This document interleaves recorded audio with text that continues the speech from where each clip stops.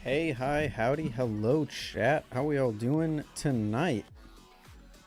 What is up, Gore? Holy cow, my brain just shut down for a second. What's up, Gorvin, Taze, Tony, Jesse, Styles? How you guys all doing? A while it has been. Yeah. Yeah.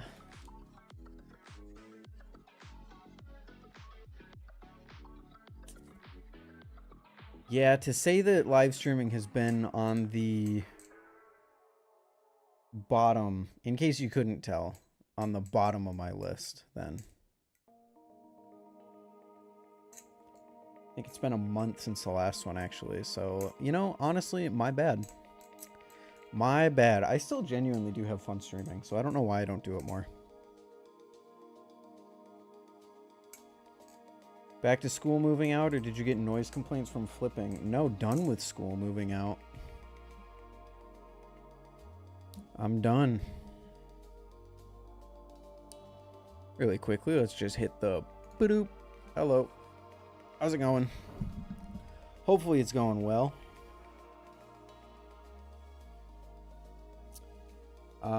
Yeah, I'm done with school. It's time for the final move out. I mean, I shouldn't say the final move out. It's a move back in with my parents kind of thing until I find a new place, which might not be for a little bit, so we'll see. We get awards now? Yeah, I don't know what this is. Are you guys also seeing the number 1, number 2, and number 3?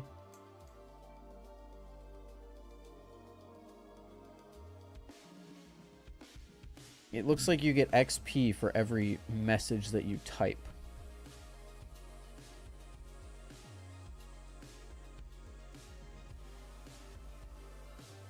Can I turn it off?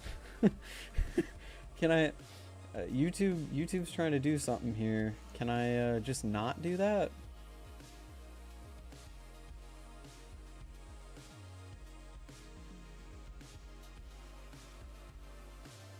No, it's literally you just get 25 XP for every message that you post, and then it puts you on a leaderboard, which is just kind of irrelevant because everyone is tied. There's 5 people tied for 75 XP. I don't think you redeem it or anything like that. It also just really clutters up the chat. Holy cow, how do I turn this off?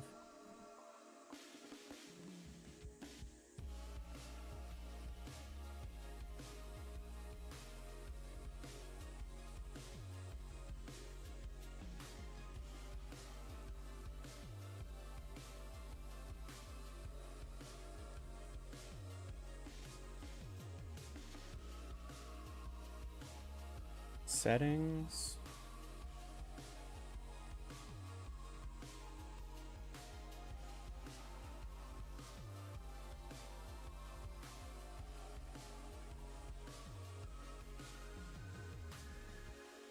Okay, wait, maybe I have to go live stream, channel level settings.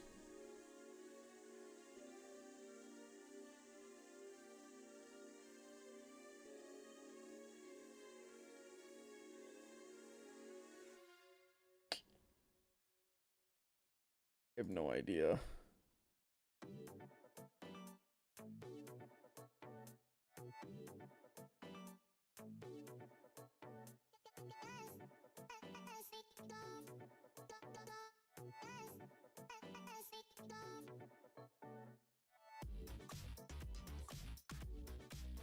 You ever thought of streaming on TikTok? Never. No.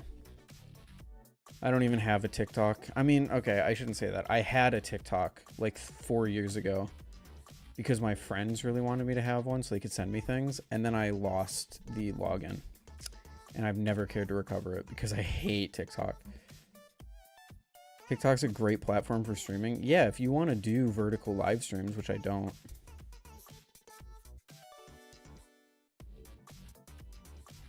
I can't find a setting. Hold on. Turn off top fans YouTube live stream chat. You settings live chat. Go to your U tab. I don't know what my U tab is.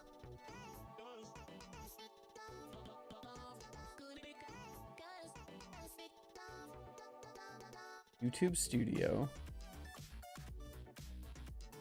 Maybe it's in community. No.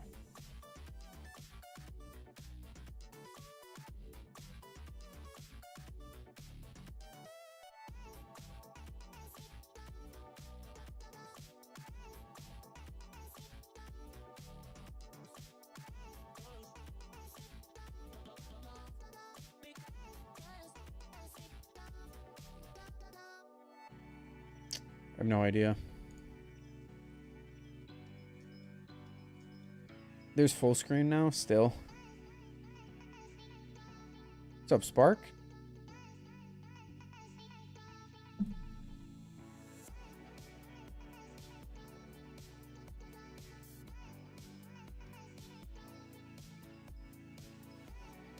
I feel like it should be right here, but I just don't see it.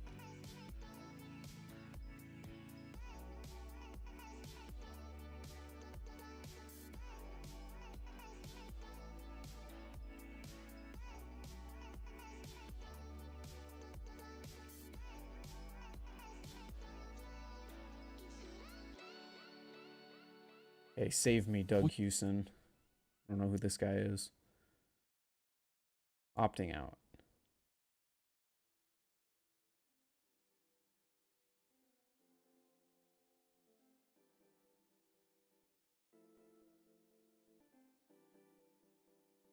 Oh, that's why I'm missing it. It's not in YouTube Studio. What a stupid place to put it then.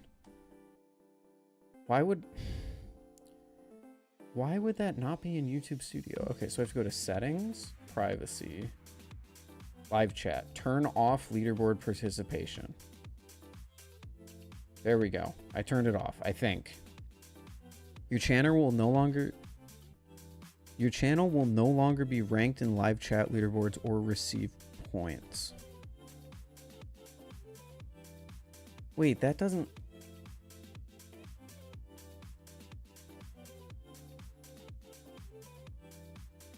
It sounds like... Whatever. I'm just going to turn that on and hope that that does it. Whatever. How we doing, chat? What's up, Cabbage?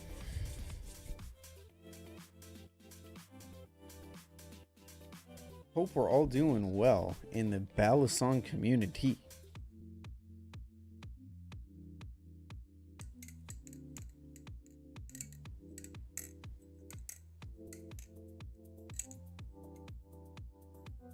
I know I've been well. I know I've been chilling. I've been enjoying, been actually watching a tiny bit of YouTube Balisong content lately. There's been some interesting announcements. It's been pretty chill overall.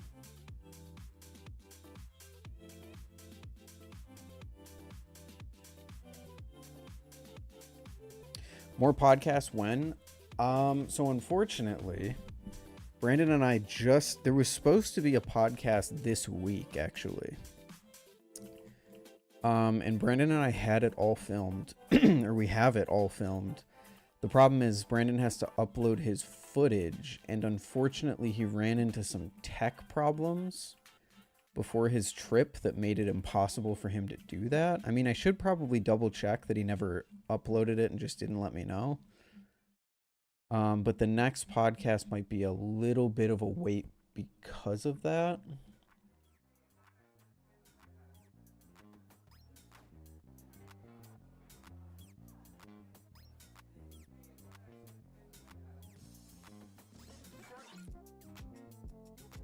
When's the Stitch V2 update? Sometime this week.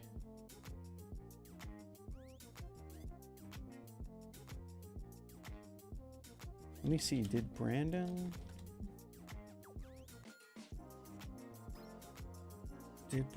upload?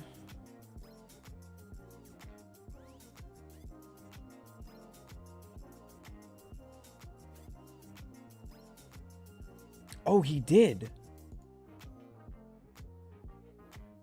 I'm rolling as well. Just a couple weeks ago. Oh, my goat. He actually uploaded it. I totally lied. Okay. No, podcast this week then. Thing. So, in a real scenario, I would take... Okay. No, we're good.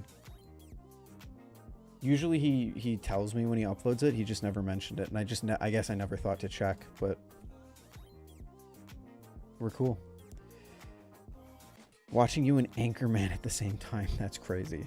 So yeah, anything that you guys, you guys are currently waiting on the Stitch update, a Prisma Pro video with the false live blade that they lent me from Blade Show, and the podcast.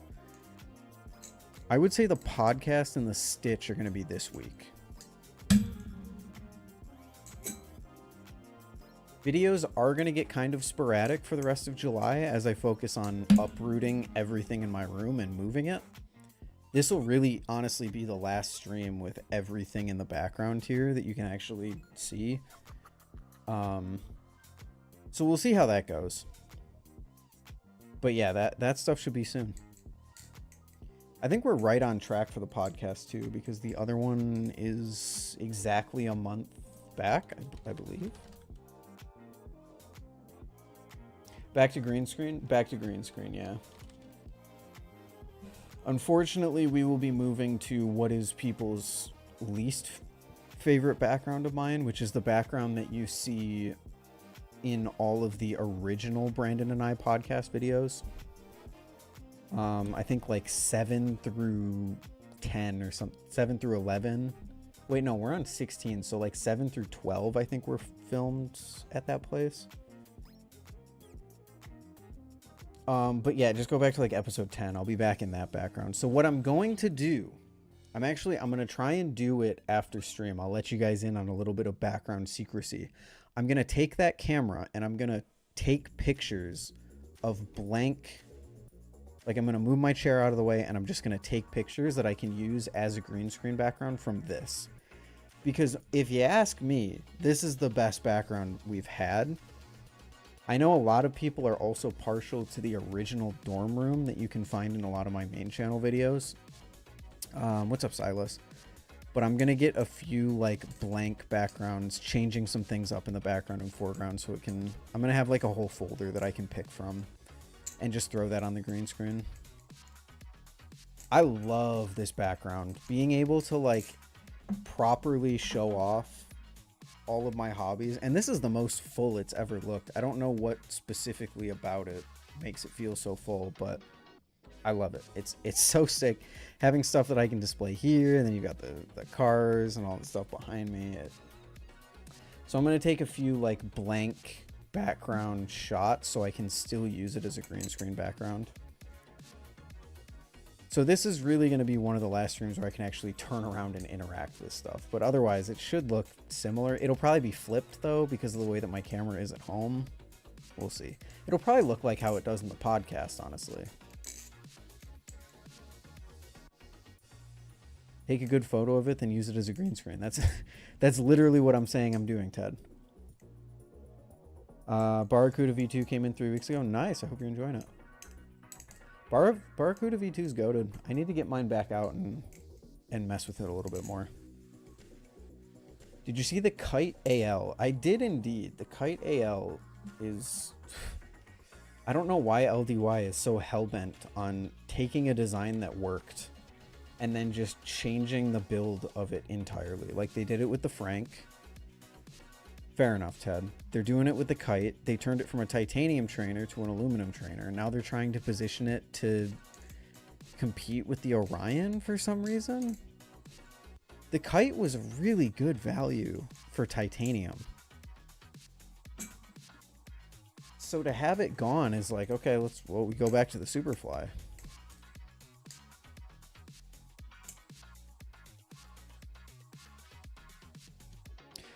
Fellowship isn't making Bally's anymore. Where do you think the best place to buy them secondhand is? Bally Market.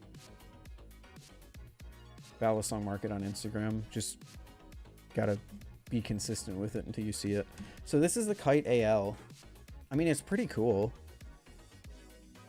They took a lot of the feedback. So this is something that we brought up on the podcast, but my biggest problem with this is that they say that they took all of the feedback and put them into the Kite AL. So like they took the feedback from the normal Kite and they implemented it into the Kite AL. And I'm assuming you can see that because they changed the blade profile. I'm assuming they saw a lot of people, including myself, complaining about the fact that it looked backwards and it could be a little bit difficult to flip sometimes. So I'm assuming that's the reason they changed the blade shape. But my thought process is, if they are going to take all that feedback from a titanium knife, how are they going to implement that into an aluminum knife? You know what I mean? Just the changing of that material is going to be hugely different. It's going to change how the thing flips entirely. So like, if I look at the Kite and I say, oh, it's a little too handle biased, and then they make that change while also changing it to aluminum, it's going to drastically throw it off even more than it already was. So I don't know, man. Been taking a long break from the community, was tired of getting so many hate messages, so I've been better having stepped away. Dude, I don't blame you.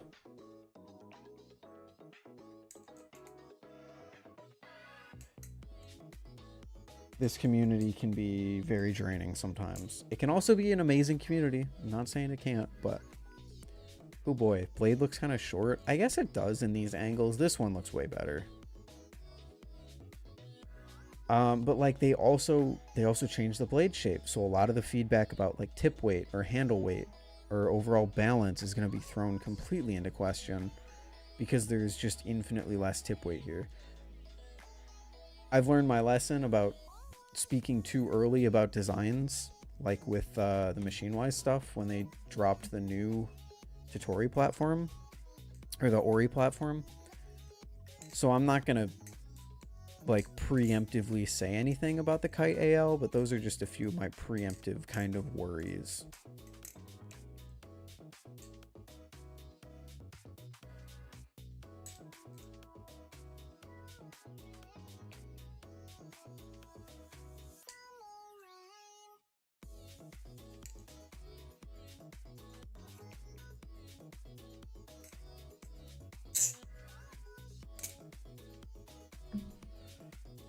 I think that was the big announcement. Were there any other ones?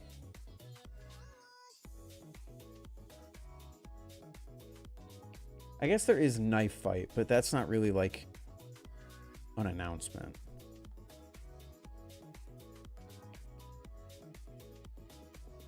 It's also kind of not really something you can do.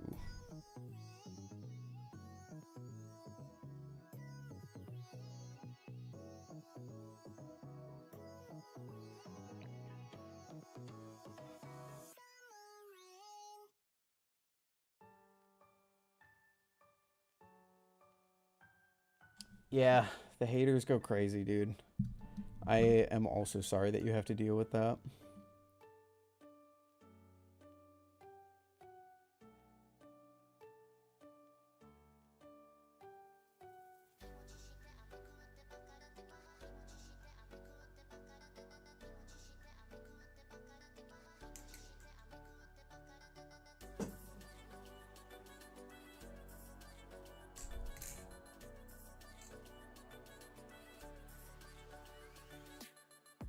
I don't get why guys can't just leave women in the community alone. That's a loaded question. One that specifically isn't unique to Balisongs, absolutely, but anytime you try and make a video sticking up for that kind of stuff, you get called all sorts of things. Just look at when Will tried to do it. I don't know, man.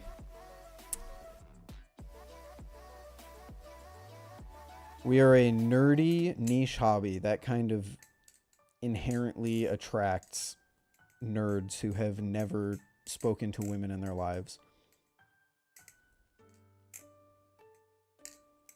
And when I say nerds, I don't mean like nerds, you know? I mean like turbo nerds who fucking don't do anything except sit on their asses and send hate comments. I didn't mean to derail anything. No, you're good. These streams are all about chat discussion. If that's what chat's talking about, you're not derailing anything.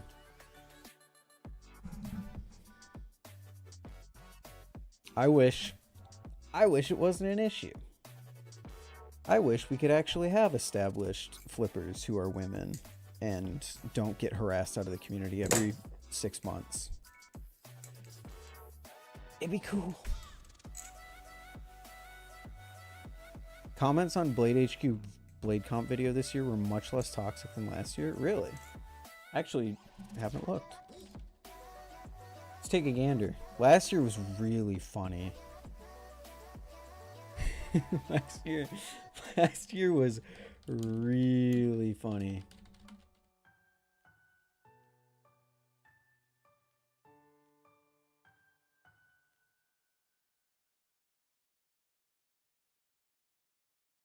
Wait, did they post a 2025 video?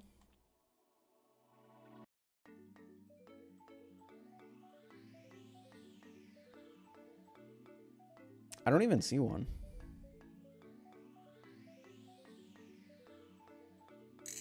I have no hobbies besides Balisong flipping. Can you recommend me some hobbies? I mean, dude, I can't recommend you hobbies. Hobbies are things you gotta spend money on. Hobbies are things you gotta have an interest in.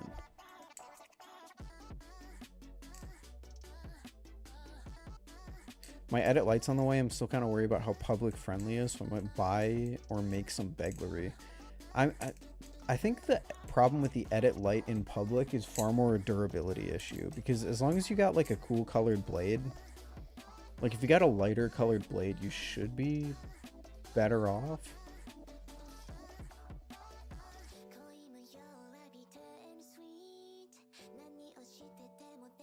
I don't see a Blade HQ. All right, guys, so we've Bally comp video.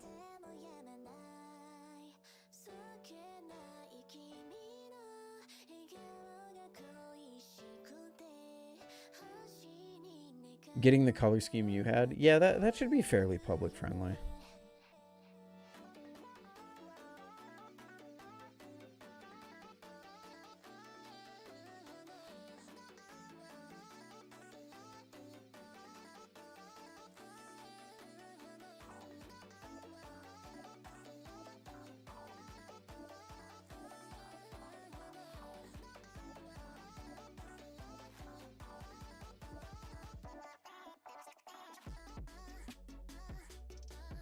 Let's look at the video on the surf.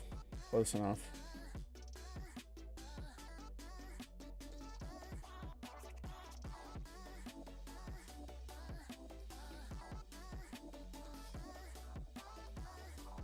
Weird question. Is the Kuno discontinued? Is the Kuno discontinued? I don't think it is, but I also don't think it's officially in production either. I think he's focusing on his other designs right now. I don't know. That's a question for Remshi. Maybe dig through his post history. I mean, I can tell you that he's currently not focused on making any, but I don't think he specifically said that they're never coming again.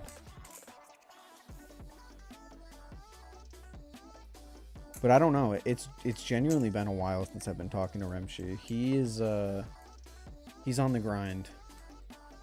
Is it Blade HQ that usually posts it? Yeah. Yeah, I mean, I see their 2024 video. I just don't see their 2025 video. all right, guys, so we Unless it's in the live tab. They live stream it? No, they didn't.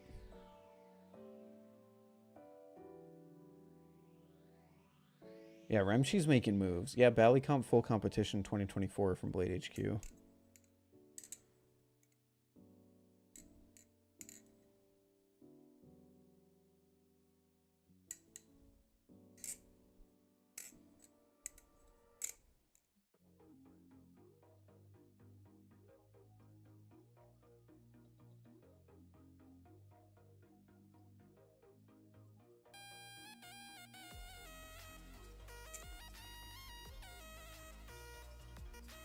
Could have sworn I saw one a few weeks back. Yeah, I don't know.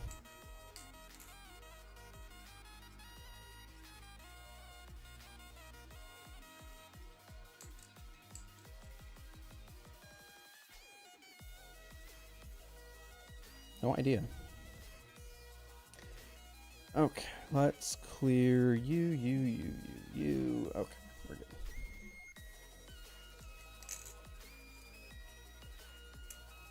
Yeah, Remshi's definitely on that grind. Ted, how are you not number 1? I don't understand.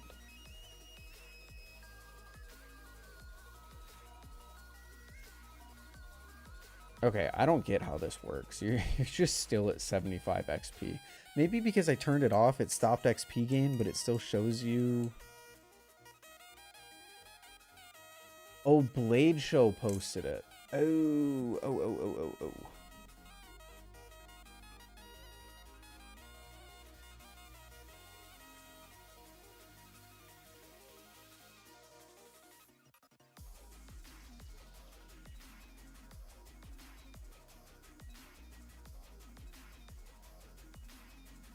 I still don't see it. Valleycomp 2025 Blade Show.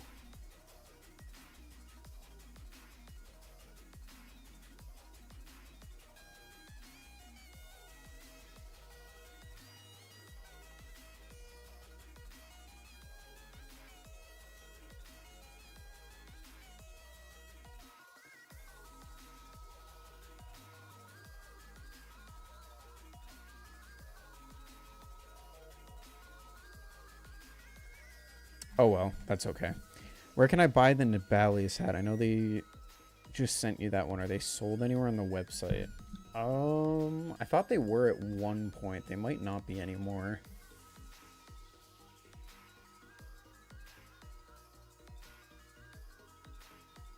I gotta show people that I'm not against Nibali's, because I feel like some people's takeaway from my video I did on them a few days ago were that I hate Chinese Balisongs and that we shouldn't recommend them.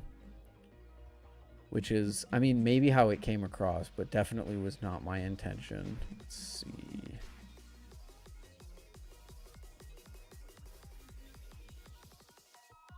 I don't see it anymore. What if I just look up hat? Or cap?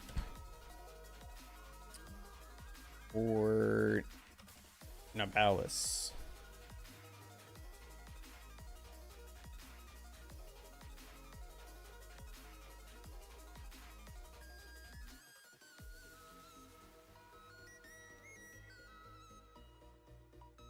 I guess they don't sell it. I'm seeing that they sell laser engraving now. I didn't know they did that. Huh, I guess they don't. I really thought they did sell this hat, but I guess not.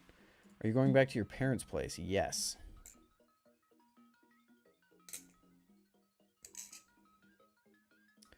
Yep, we'll be right back to where the Brandon and I podcast started. Actually, I guess Brandon and I was the first time, like, Brandon taking over Ty's position on the podcast is when we started doing cameras in the first place, no?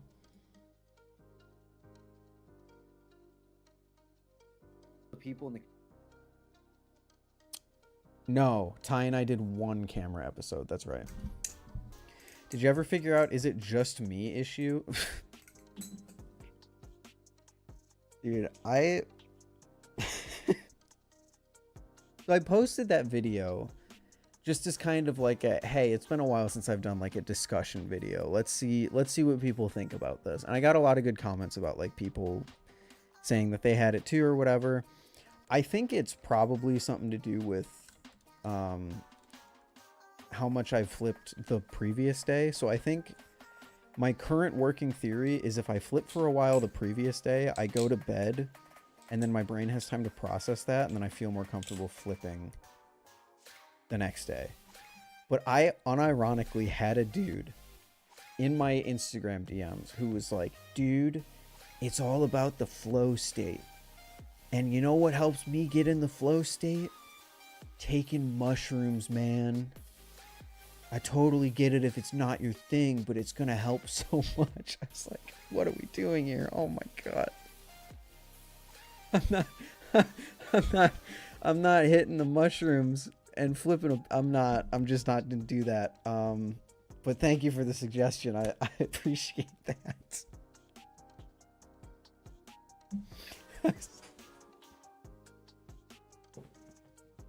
What are we doing here, man? I think a lot of people brought up flow state, but the thing that I'm describing, like, flow state happens when you've been doing something for a while and you really get into it. I'm talking about instantly picking up a Balisong and then either not being able to flip it or being able to flip it. Not of like, okay, I've been flipping for an hour now and I'm either really good or really bad. Which again, maybe I didn't get that across in the video. Are you moving back to the room with the black carpet? Unfortunately, yes. Unfortunately, the black carpet is making a return, which means not only am I gonna have to vacuum every 3 days, and then people will still leave comments about how dirty my carpet is, or you're just not gonna be able to see anything that I'm doing.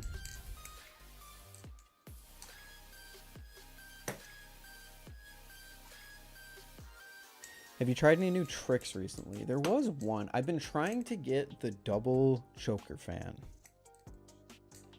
So I've been trying to... Wait, I just did it. I just did it first try. That's the first time I've ever done anything close to that. So I'm trying to do something where I, at the end of my choker fan...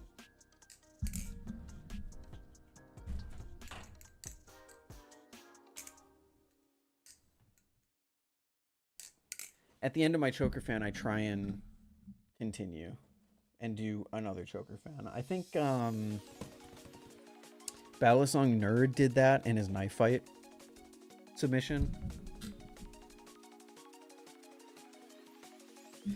Room brings back memories? Yeah, for you guys probably. Memories of my jigsaw hitting his bed frame? No, so that was the first apartment. So in the history of me being on YouTube, there's my parents' house, which is the black carpet. There's the dorm room, which is where I recorded most of my main channel videos, like the Nautilus review, the Cycloid review, everything except like the Vulp review and the Squiddy A review were in that room. And then there was the first apartment, which is where... It was like the brown carpet with the window. And then there's this apartment, which is a little bit more dreary, I guess. There was better lighting in the original apartment, or in apartment 1. Apartment 1 was where I had the TV in the background of my streams, and I tried to do LED lights, but they just never ended up working out.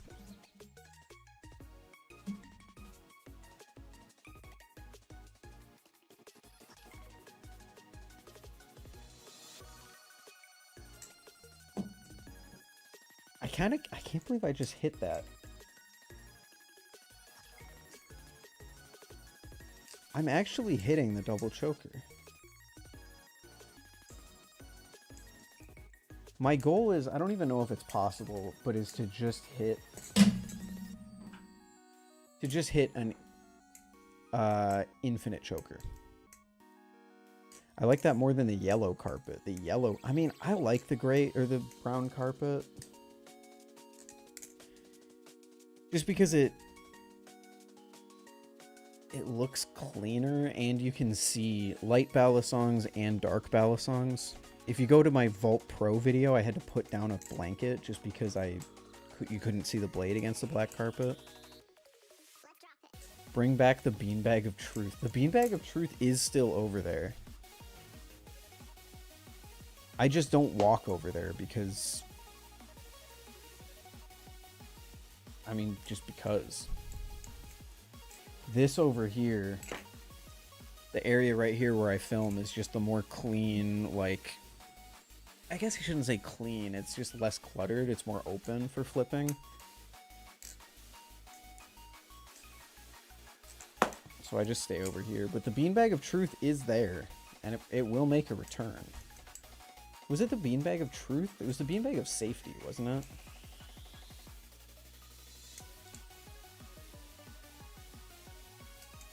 What did I miss? General discussion, not too much. What's up, Arctic? Also, hello, Aaron. Or Aaron. Eric.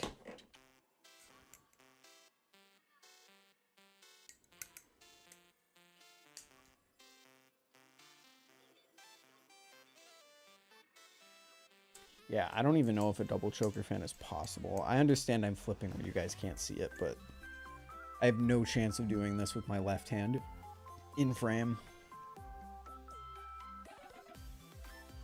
The other thing I can leak is that I will be posting a room tour. I'm going to go around and show you guys everything in here, but that'll be after I move out, so that probably won't be for another like 3 weeks. Ready for the move? Not at all. Not at all. I'm going to wake up tomorrow. Hopefully I'll be done with everything that requires me to still have this background. So this stream, taking some blank pictures, and then I'm going to actually start packing. Unfortunately, I have dropped the ball on ever filming a main channel video in this place. But I think that's okay because any of the main channel ideas that I have are going to be green screen anyway, so I don't think it really matters. Are you going to miss the old room? The old room meaning this room? Because yes, this is my favorite place that I've lived. This is my favorite room that I've lived in. But the apartment itself kind of sucks for what I'm paying, but oh well. It was only for a year. Someone on Instagram did an Infinite Choker fan. Okay. Good to know it's at least possible. Fuck. Keep dropping it right on my headphone cord. I'm getting a Sarah from the trade. Nice. I hope you enjoy it, dude.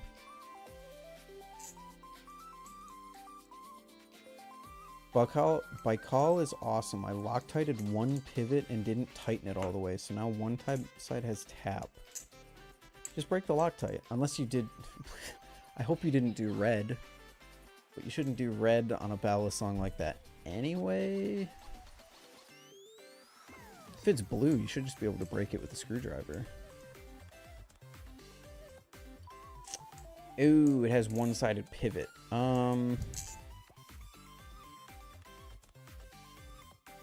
You can try getting a rubber band. If you bunch up a rubber band and then like hold your thumb against it. OG days of flipping in the middle of a field. Yeah, the outside blade bias videos. I do need to get back to that. I stopped because it became like it became a place where I couldn't flip because there was constantly stuff going on, like there were projects and construction happening. But I guess I could theoretically start flipping outside again. I should do that. I forgot. Totally forgot I did that and have no idea why I stopped. That was the whole point. Was for each one to be a little like, each blade bias had a little variation because I'd be in a different area. And for the past 2 years, it's literally been the same place. Hair dryers also work? Yes. But you still need to get a grip on the pivot. And a hair dryer is going to screw it up because you're going to have to put something on that hot metal side without a indentation, I guess. Underhand palm tutorial in that field. True. True. I got the Sapphire Mako today. I had to. The blade was blue. The Sapphire Mako looks really cool. I just can't justify spending the extra like 30 bucks they want for it.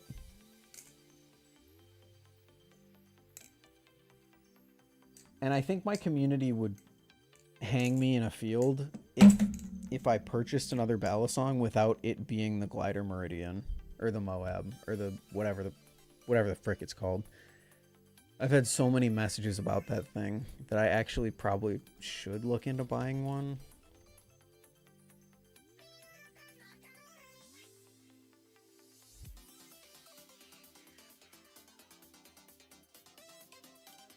Oh, they actually restocked.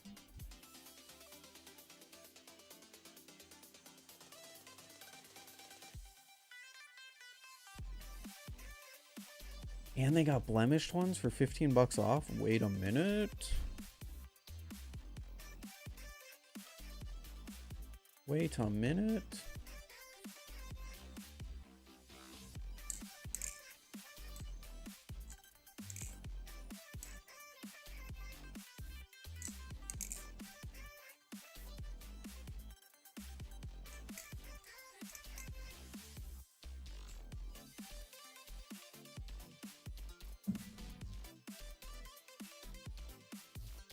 How about that Ultim Knot? Oh my gosh, if I drop this Balisong one more time. I agree with Ted. It feels a little cheap. I will say it's probably the best flipping Nautilus to my personal preferences, but I still don't like Nautili. It's a fresh coat of paint for something that I don't really like to begin with. Are you getting a sentient? I don't even know what a sentient is.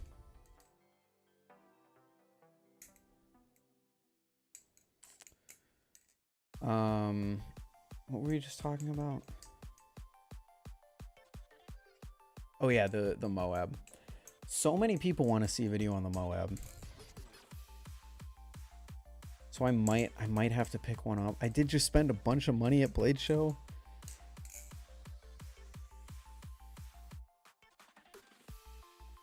It's so difficult. It's very difficult to run a channel where people expect you to buy all the new stuff, and all the new stuff is like $150.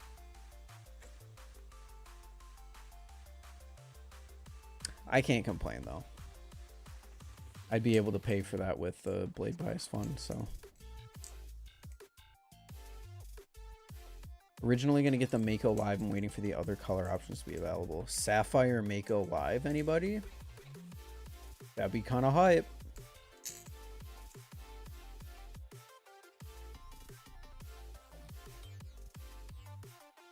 Also, if you give me a moment, chat, I'm getting cooked alive in here. I have to go turn on my AC.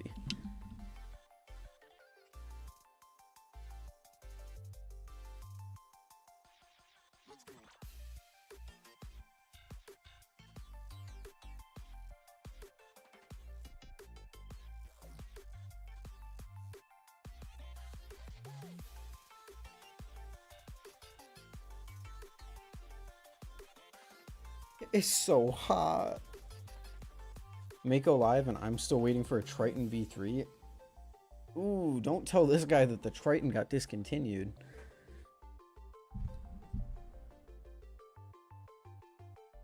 Oh, the Seethe Designs 3D printed Balisong.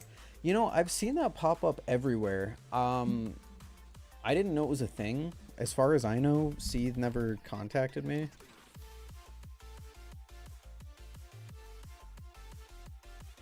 Seethe?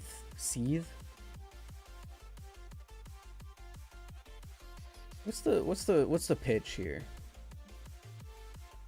See, let's take a look. Oh my god, stop stuttering. Let's see what the pitch is here. Sentient is a new kind of plastic Balisong that aims to turn heads wherever you flip it, pulling design features from futuristic architecture, modern Tonto blades, classic firearms, and even a watch dial. Sure to stand out amongst a diverse Balisong collection. 2.3 ounces, almost 11.5 inches. That is huge. It is a resin printed Balisong. Ty was interested in trying out resin at some point, but I think he said there were too many issues with making it durable enough. He called it the Sentinel. I suggested Sentient since Sentinel was already taken. That's... Dude. W renaming idea. Good job, Ted. 45 bucks. Not bad. Double-sided stainless steel washers. Tang bars and pinsless. It's huge and silent. That's the big selling point that I've seen people talking about, is that it's... think one of the titles I saw was that it was one of the quietest Balisongs out there. Oh wait, this is the guy that makes the Pharaoh. I didn't know that. Unintended use policy. Oh, it's just, you can't sue me. Bullshit. So the sentient, keep away from hard surfaces. Okay. Yeah, so that's the limitations of resin printing, especially from what Ty was telling me. It breaks fairly easily. I'm interested to see how he even got a print that doesn't even break from like a carpet drop.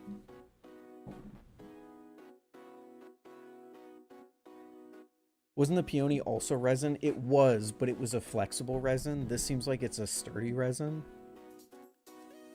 So that it took hits fairly easily because it would flex instead of snap.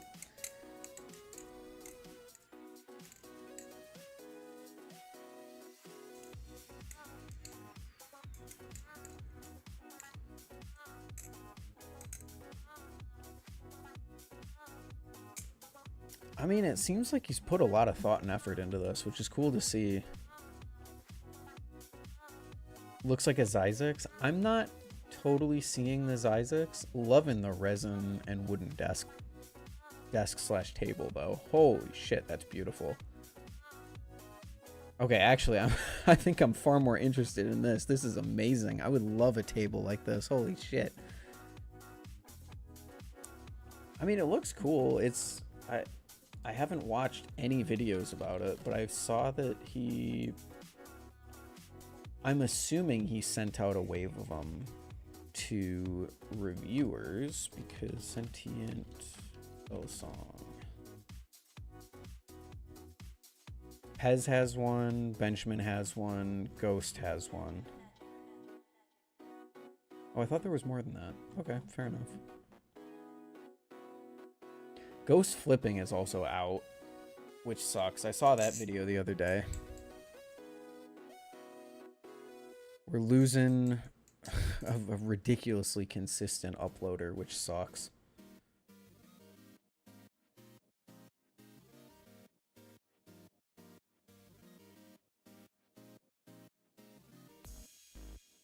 I had thought he had left a few months ago.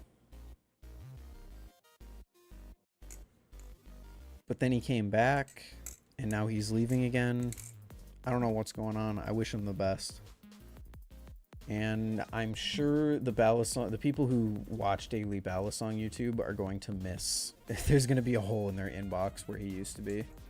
What was your first Balisong? The Squiddy B.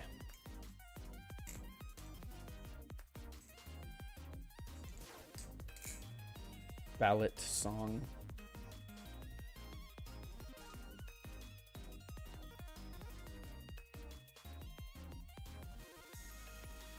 Quietest Balisong ever. Oh, Benjamin just released a video on it.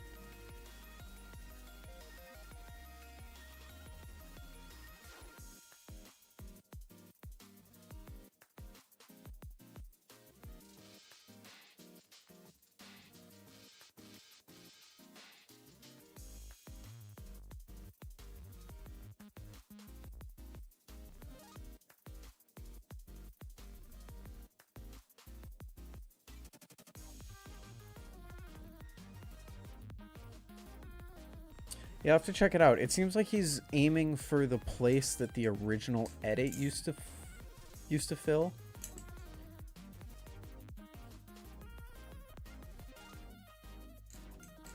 Maybe if I end up... Maybe when YouTube pays out last month's Blade Bias Balance, then I'll look into... Maybe, I'm not going to guarantee this. I will maybe look into getting a Meridian and a Sentient, if that's what people want to see. Or sorry, a Moab. Bloons. Funny Bloons reference.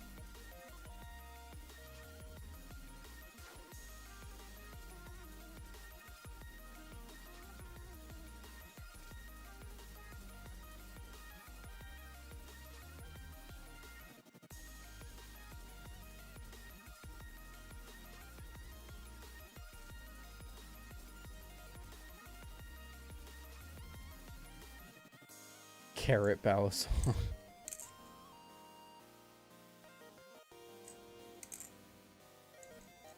Carrot. Hey, I feel like there's one man who has a hold. He's got a vice grip on the Carrot Balisong market.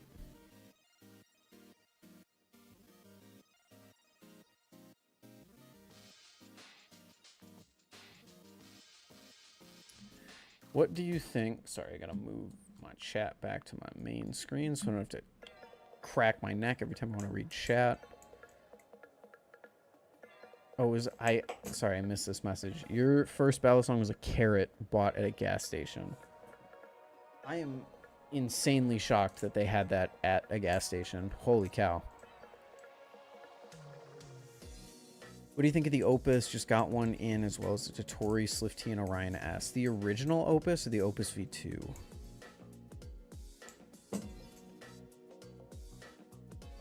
See you, Eric. Thanks for stopping by. The move will be fine. I'm just not looking forward to packing everything up. The original. I love the original Opus. It provides like a Serif-ish experience without actually feeling like a Serif. It has an incredibly unique weight distribution, and that's what I loved it so much for, because the Serif had a more distributed feel. It felt more even, I guess you could say. But with the weights in, you could feel a little more like standard handle bias on the Serif. But the Opus was a very outer weighted Balisong, so all of the weight was spread to the end of the handles and the tip of the blade, which meant that it carried momentum really well. It was really good at like rollovers, chaplains, stuff like that. I love the Opus. I don't like the Serif at all, but I really like the Opus. If you don't like the Serif at all, I really recommend messing with the weights a little bit. I like the Serif far less when I switch the weights out on it. So maybe you just might be on the wrong setting, but also the Serif isn't for everyone. I get it. I understand.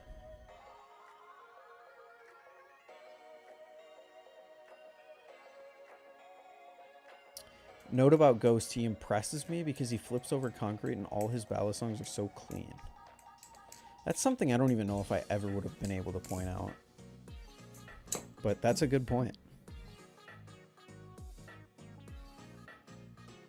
I genuinely don't know if I would have noticed that.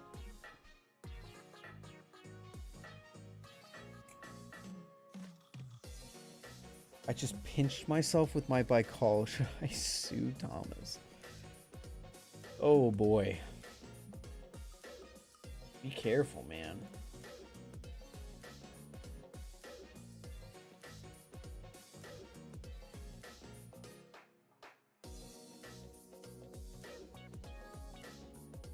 I'm so confused on this top fan thing. The top fan is someone who talked like 3 times at the beginning of stream.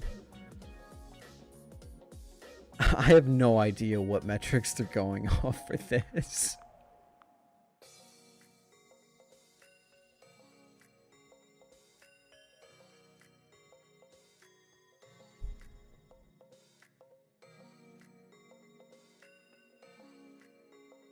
I think you might not be accumulating XP because I turned it off, but I also don't know if it turned off. I can turn it back on if you want, but I can't stand the Opus V1. It's definitely not a distribution for everyone. It's not a balance for everyone. But I just really like it. What do you use XP for? Literally nothing. Literally just the ranking number next to your name. How did the XP system work? Your guess is as good as mine. I've never seen this before. OnlyFans subscription? Here, I'll turn it back on for you guys. There you go.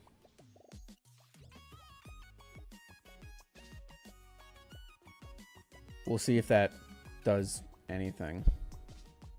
I don't think it's going to do anything. Everyone has 75 XP. There's like 10 people that have 75 XP. I don't.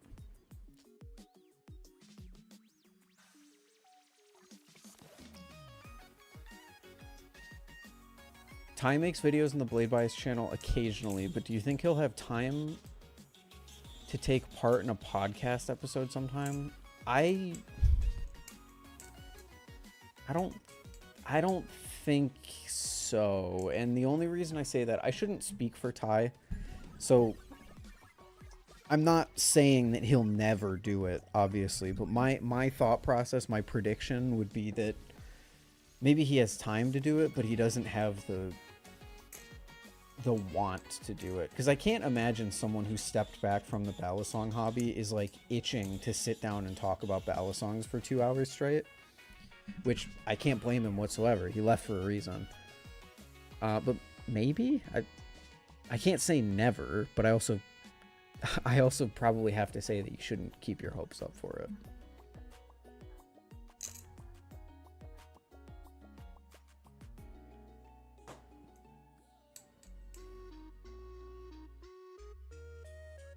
Apparently you have to use money in some way to get more. Oh, so is it like if you donate you get more XP? Yeah. I'm not turning on I'm not turning on monetization for this channel yet. Maybe ever? I don't know.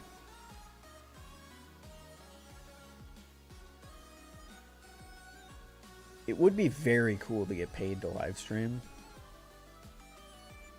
In terms of like you guys watching ads, but I don't really think it's worth it.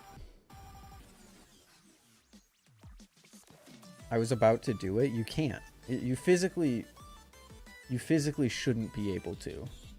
I hope.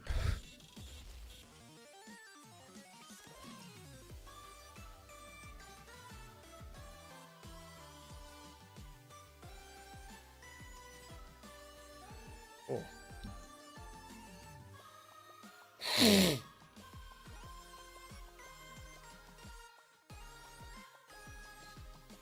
Ba-ba-do-do-do-do-do.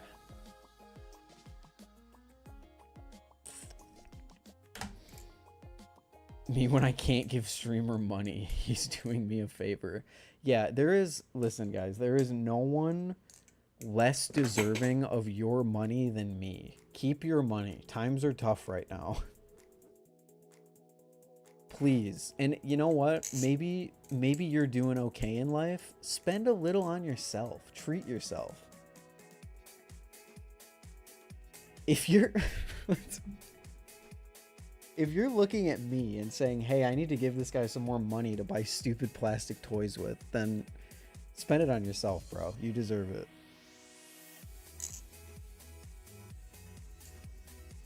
I'm a little child with poor financial decisions. You just, that's the greatest reason for me to leave that off. That is the absolute best possible reason you could give me to never enable donations on this channel. I don't know what I would do with myself if someone dropped like 50 bucks on a stream. For me sitting here talking to chat, like, there's nothing special going on here. I'm not entertaining you in any specific way. We're literally just having a conversation like we could be in Discord. But for someone to pay me like 50 bucks for this bullshit, and then for me to go out and like buy some stupid fucking Transformers toy, I'd feel so bad.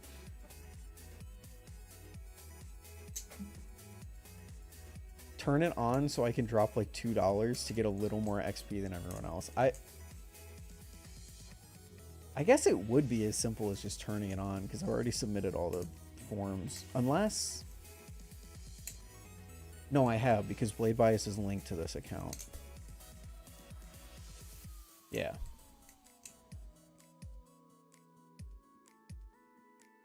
I love alternating from your videos and Will's and just hearing him scream at me and then you talking at normal volume. I do not enjoy going like way over the top for my videos. I really don't. What is... Okay, so you guys got dethroned. Currently, the top 3 are people that I haven't seen type. Oh no, Spark's here. And Yo-Yo's here. Okay, never mind. It's still the first person. The #1 fan is still someone who talked at the beginning of stream. Told me to stream on TikTok and hasn't talked since.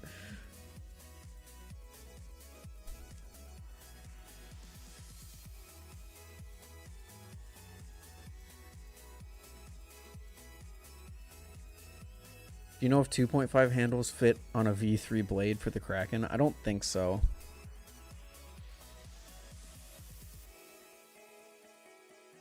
I don't think so. Wait, I'm number 1. What?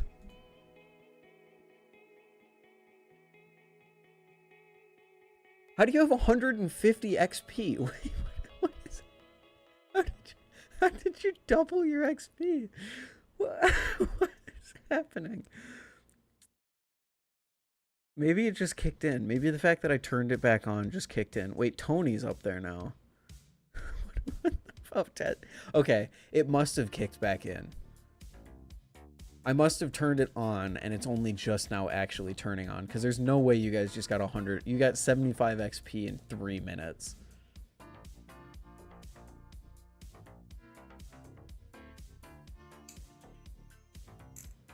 Why this one? Why this one Kansas, but this not our Kansas?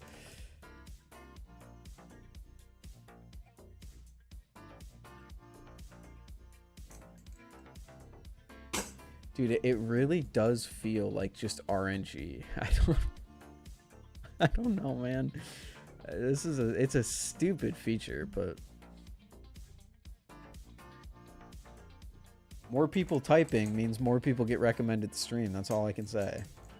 This is just YouTube shamelessly getting people to spend longer on their website.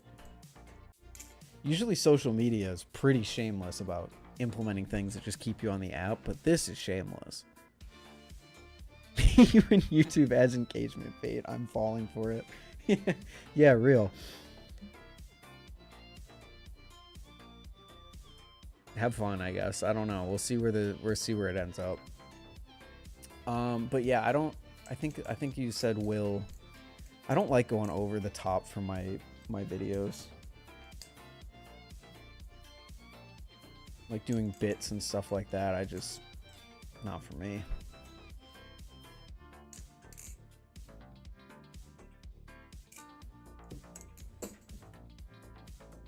Maybe if you like the stream and subscribe, it'll give you more XP. I don't think so. Be really funny though.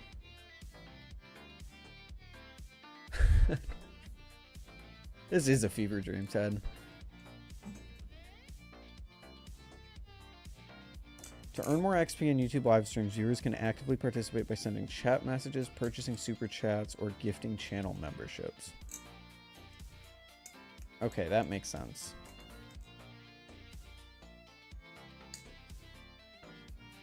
So on my channel, this is free to play. We're the free to play channel. There's no pay to win here. There's no loot boxes. Dude, turn it on. I'm not turning it on. No.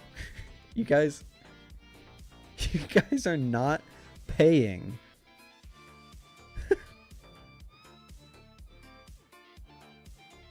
I'm not letting you pay to get a stupid number 1 next to your name. I'm sorry. Please go out and buy like anything.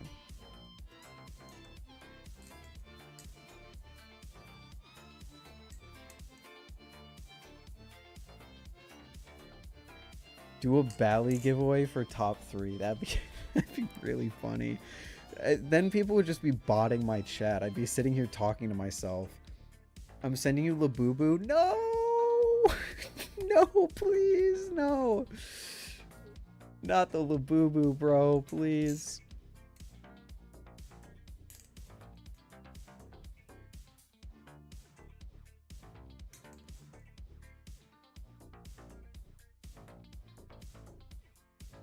I want you guys to spend your $3 that you would spend on getting more XP. Go buy a Hot Wheels for me, okay?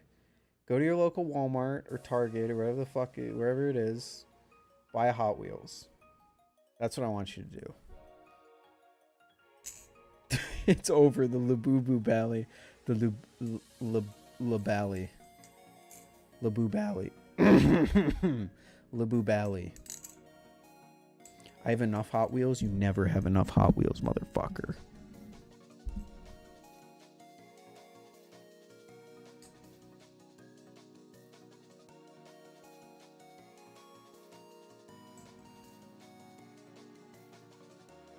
Has anyone heard anything from Tay? He's been gone for a while. Many unfulfilled orders. I hope he's doing all right. I mean, he still exists. I really need... Actually, holy shit. I never messaged him. His shop is still open, is it not?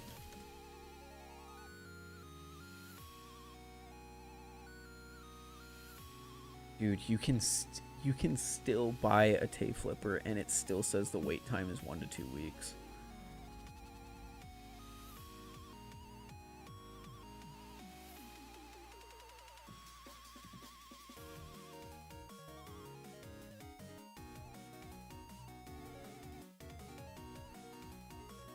I'm gonna send him a message right now before I forget, because that is, I mean, that's unacceptable, man.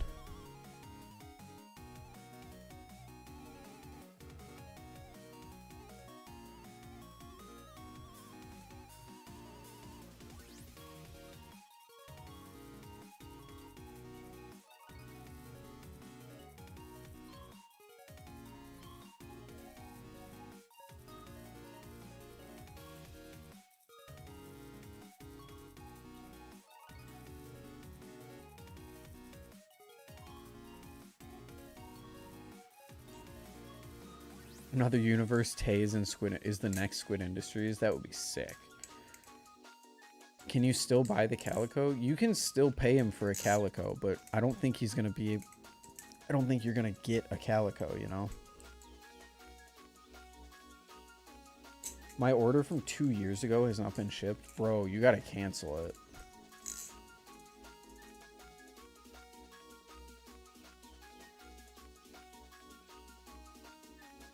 Stuck at 150. If we hit the plateau, everyone's plateauing out at 150.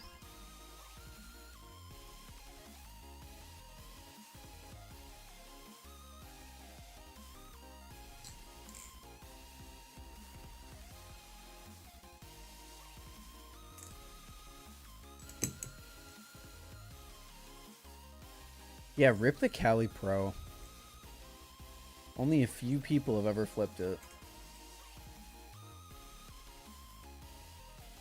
Come in.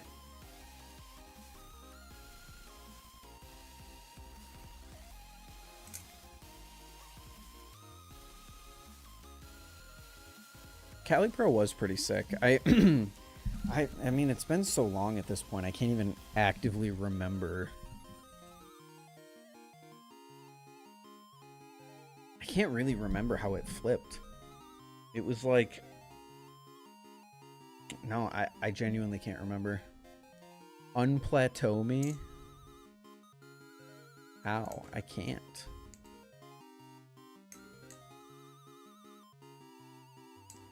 Seraph clone? Seraph clones have existed. The Seraph is just such a stupid Balisong to clone, because half of the appeal of the Seraph is the build quality. And there ain't no chance in fresh hell that a clone company is coming anywhere near the machine quality of that. The Labubu opening stream. Someone, I don't get the Labubus. I don't know what is so special about these things, but they're blowing up and I don't get it.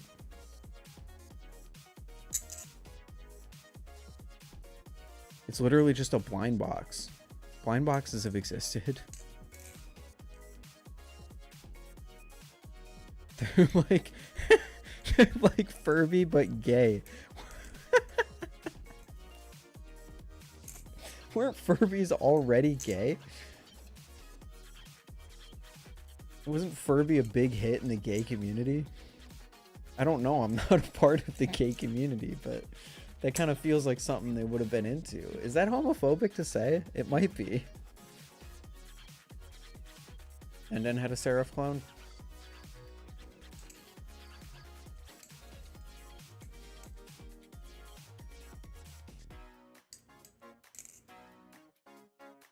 Furry were terrifying. Furby. Honestly, both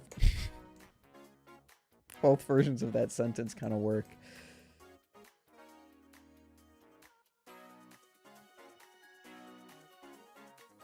I've seen videos that are like LDY Cygnus versus clone Cygnus, which is better. It's a clone. I think I know which is better. I mean, like there's a genuine argument to be made that a clone is better because it costs so much less. But the problem with cloning a really expensive Balisong is that you're paying for manufacturing, you're paying for quality, you're paying for build quality, machining quality, warranty, service, all that stuff, and you're just not going to match that with a Seraph.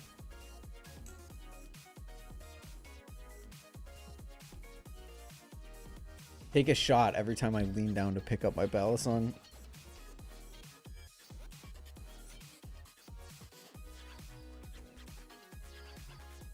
When I'll fight though, can I vent? Only if you vent to electrical to do your tasks. That was fucking stupid. I'm sorry.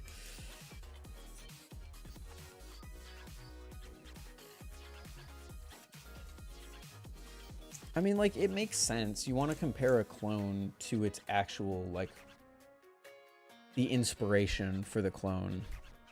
I can't say I blame people for either making or watching those videos. That was sus? True. That I better vent out of here before you guys vote me out. I mean, like I said, it makes sense, but I think you're far better off cloning. Honestly, you're better off just not cloning. There's not many good reasons to buy a clone nowadays. Especially now that the impulse exists.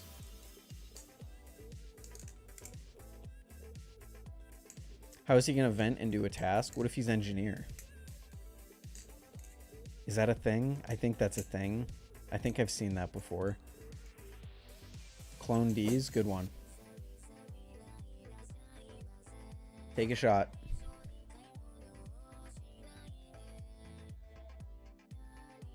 So it'd be a very fair fight.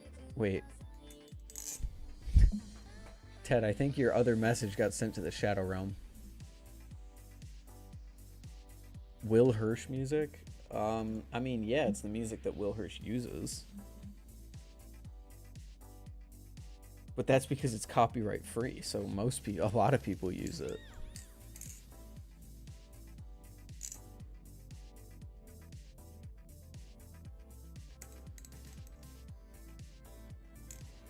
Yeah, Ted, I don't know what would be a fair fight. I think you're getting sent to the Shadow Realm for wanting to fight people.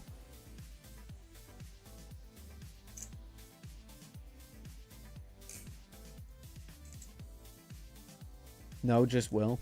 You're right. You're right.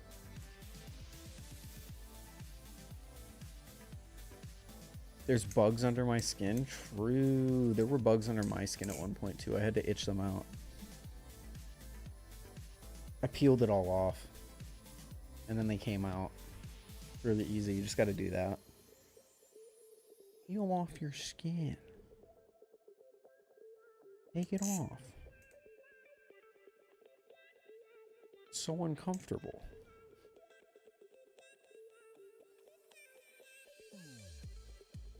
There's people out there that get like really, they start like actually getting uncomfortable when people say that. And I'm just happy that I'm not one of them.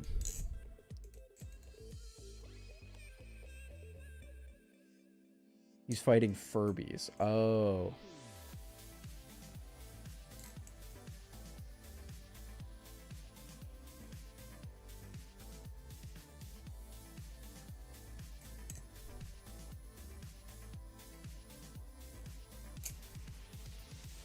Skin is uncomfortable. You just peel it off. It's not very comfortable anyway. You'll feel so much better without it. Peel it off.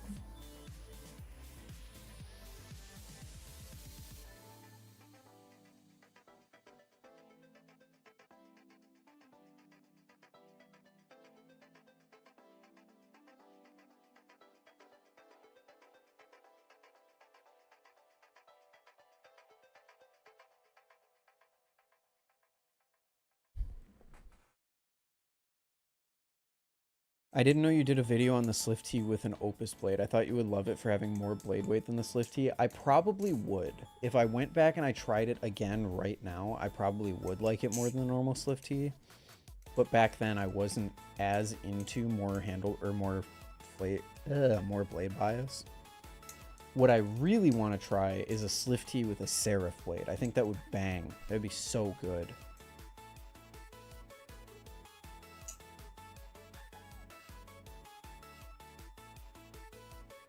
I want to fight a furry. I feel the fursuit will be like armor, preventing damage, but also the paws won't cause damage. Okay, so they have a debuff and a buff. They picked up the risky item in the roguelite that increases the amount of damage that, or increases the amount of defense you have, but decreases your overall damage output. Not a very good, that's not a very good buff. SlifT with Opus Blade is goated, not gonna lie. I'm sure, like I said, I would love it if I had a chance to try it right now. Imagine someone sent you a Labubu from a thrift store. First of all, they're not showing up in thrift stores. They will show up in thrift stores once the trend crashes. I guarantee you that. But right now, no. If someone sent me a Labubu, I would just burn it. Low vision, though, on their part. Here's the other thing, Ted. They get exhausted really easily. They're going to overheat in that suit. So if you just kind of bob and weave for a while, they're going to get overheated. They're going to get winded. And then you win. Furries get hot just standing there, man. Like, if you try and engage them in active combat, it's over.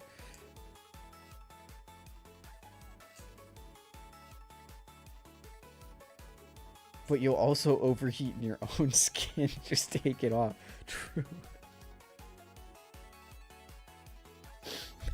Now we're thinking. Now we're thinking with our furry heads.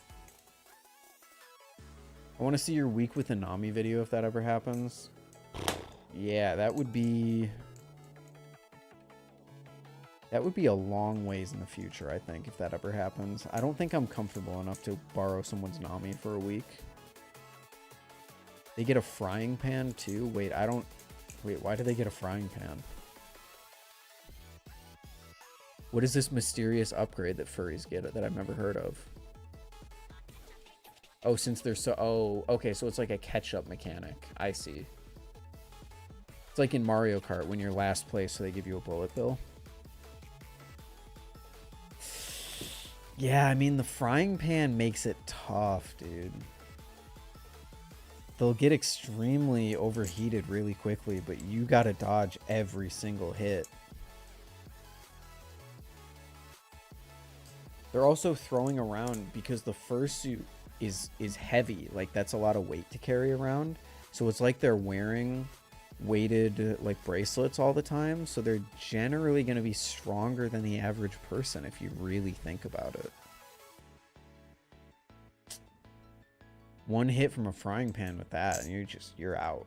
Light's knocked out. So, you know, how much mobility do they have? Not much, man. They're kind of like a... I hesitate to say they're like a glass cannon because it's not like they don't take... It's not like they just take 1 point of damage and they die. It's kind of like they're...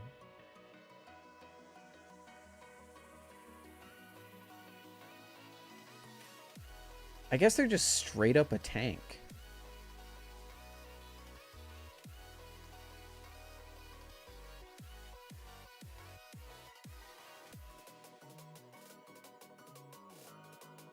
They're just straight up a tank. They have a ton of health, but they don't have good mobility.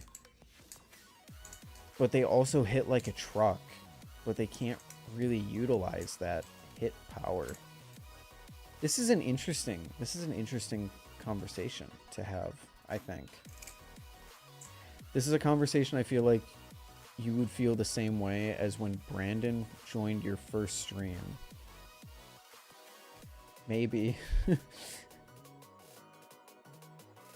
Combo request. Double scissor giraffe to ice pick. I've wanted to do the double scissor giraffe. I just can't. I'm not consistent enough with the double scissor to immediately throw into a giraffe. If I stood here for like 20 minutes straight, I could probably land it once. Talk to Brandon about it on the next podcast. I think that would get us canceled.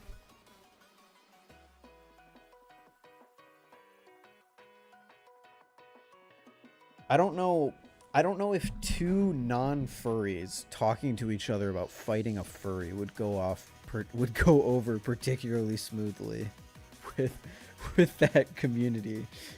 I'm the one fighting though.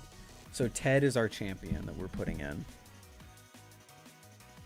I think if we ever have a furry on the podcast, then we can do this, because then they can put in their champion and then we can have the full debate. But I do feel like two straight white guys talking about fighting furries is probably not a great thing. How about fighting a Labubu? Now that we can do. Fight those fucks all the live long day. I don't get it. Why do we as human beings succumb to trends so easily? There's so many things in this world that's like everyone's buying it just because it's a trend, and there's no enjoyment. There's very little enjoyment for the majority of people taking part in the trend.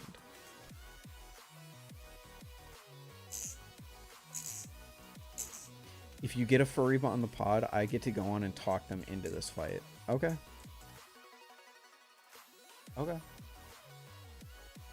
When will there be a guest on the podcast? That's a good question. Because Brandon and I constantly talk about it. We constantly say like, ooh, who would be our first guest on the podcast? Who do we want to have as a guest on the podcast? And then we just like never plan it, which is mostly my fault, since I'm kind of more in charge of the podcast, I guess you can say.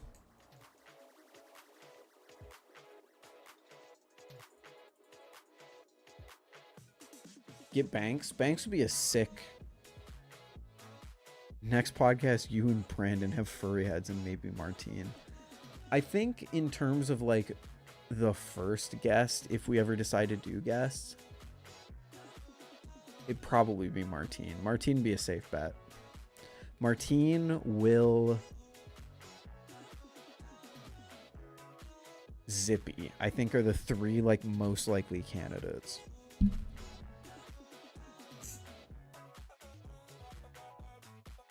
What's your favorite type of bread?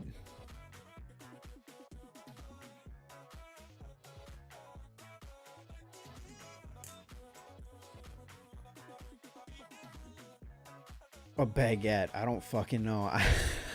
I'm thinking of a very specific type of bread. It's got like a hard outer shell and it's really soft on the inside. I don't know what the hell it's called. I'm not a bread connoisseur. Bro, for dinner, I ate a frozen turkey and gravy meal. Like, I'm not a food connoisseur, man. People would die for the Jesse Flips guests. Maybe. Thoughts on the new JK knife? The regime, not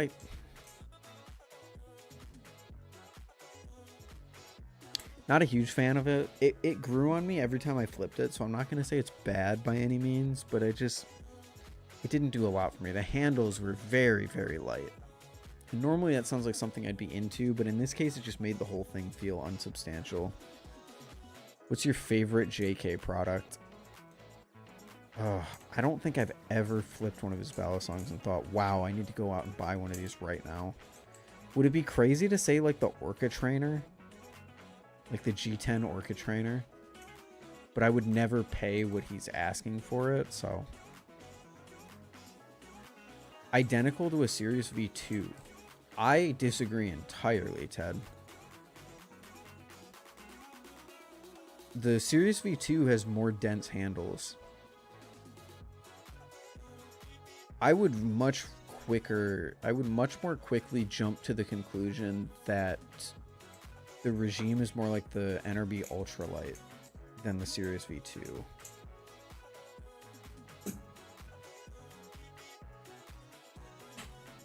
Ted versus Pyro in a fursuit. Pyro furry, pyro furry, pyro furry.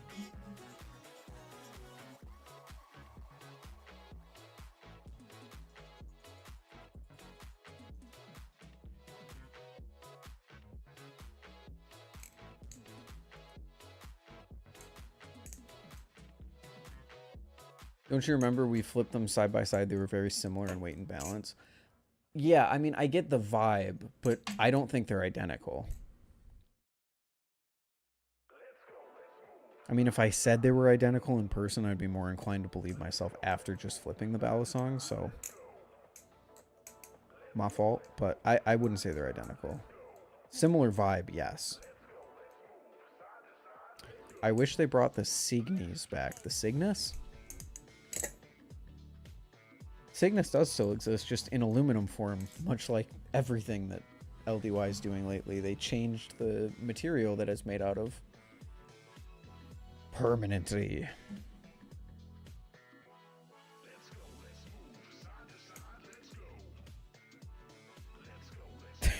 Ain't how you spell it.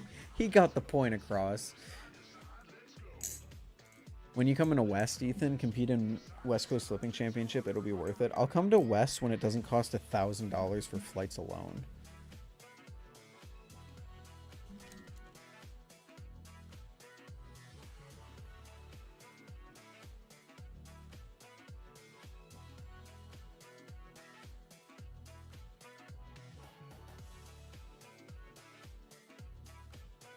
When is Blade Show? October?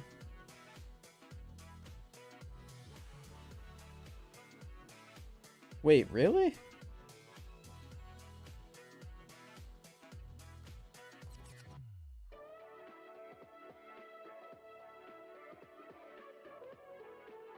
Is that a round trip? Holy shit. $300 for a round trip? Wait, that's not bad.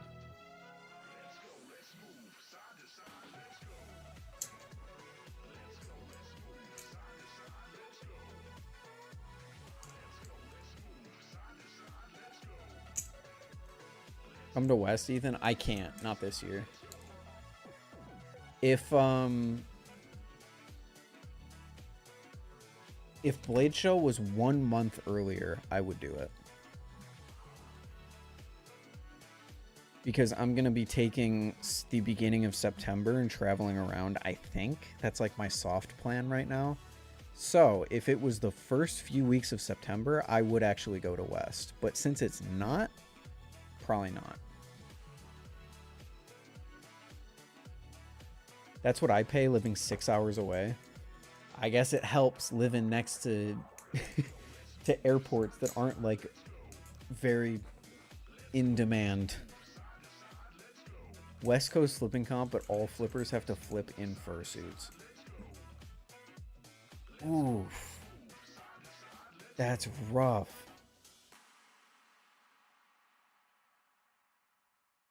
Probably, so there's a chance. No, there is no chance I show up to West this year.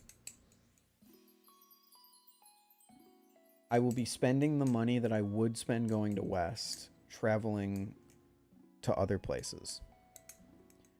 The exception would be... I'm not going to say that publicly. I'm not going to... Yeah. There is an exception. There is a, like... Utah is beautiful. I would love to see it. There is one specific thing that could go right for me to go to West, but it's so improbable as to probably not happen.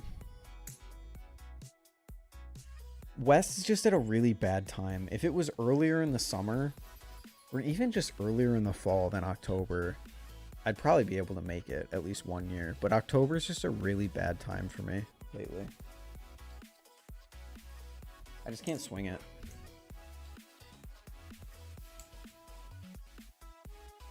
I'm gonna train to be the first person to win a Bally Comp in a fursuit. That would perhaps be the most impressive.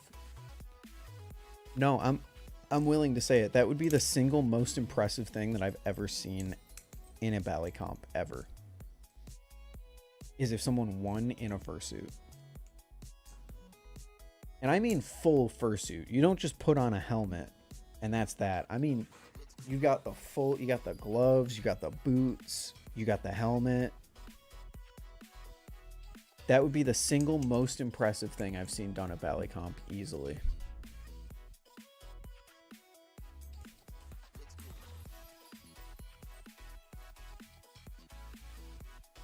Ted. Christ, Ted.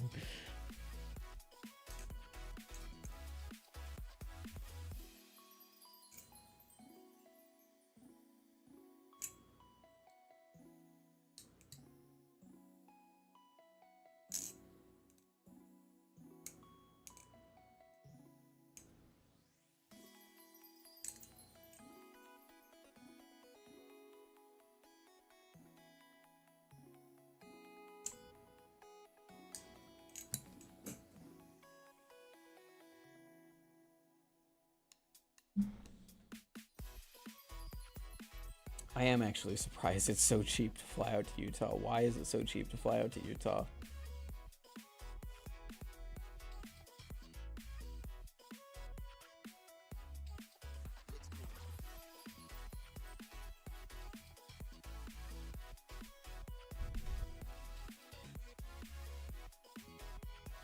Oh, there we go. If I move it closer a day, then oh, wow. If I leave on Tuesday, it's $300, but if I leave on Thursday, it's $400.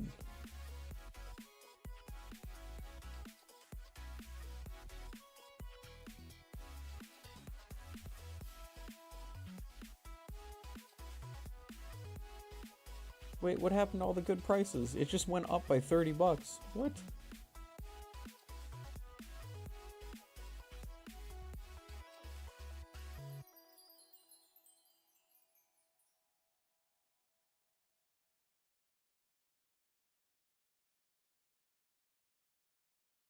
Wait, what happened to the sub $300 prices?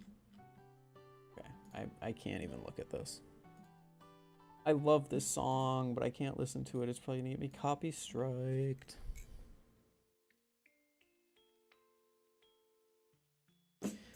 West Coast flipping champ, but you can only flip with your non-dominant hand. That would actually be a really fun modifier to add, but I feel like people would lie. West Coast flipping championship, but there's no Ballies and the flippers instead have to talk to females. We can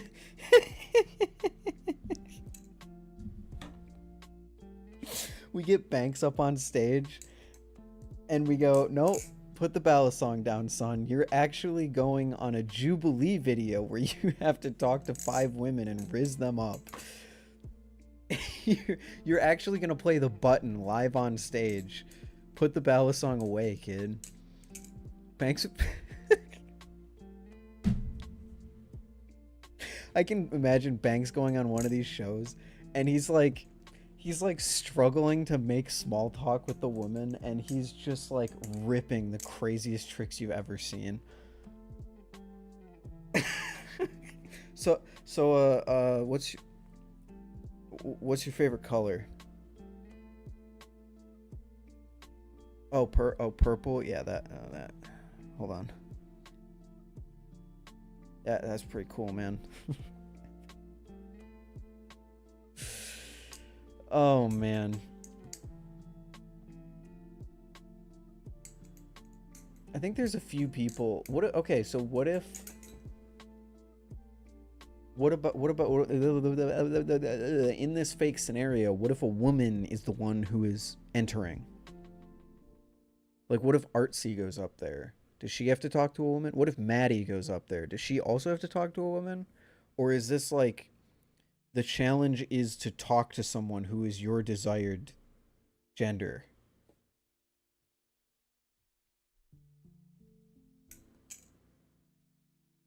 feel summoned. Is that Maddie? Is that... I don't know Maddie's YouTube name. Is that Maddie? Is that you?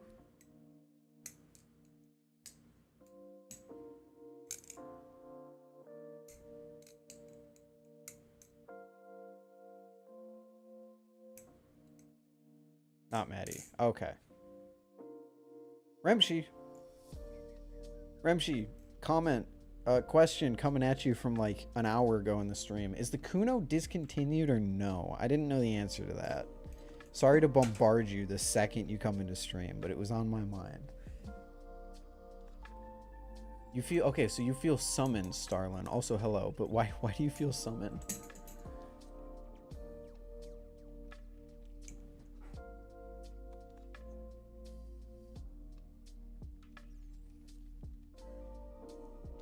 It would be cool to see like a goofy little comp like this pop up after West Coast Flipping Championship, or maybe before, where you have to sign up, but like you can only, like you can actually do some of this stuff. You can only flip in your non-dominant hand, or you can only flip doubles or something like that.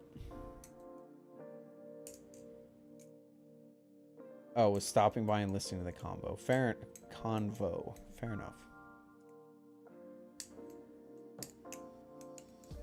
There needs to be divisions.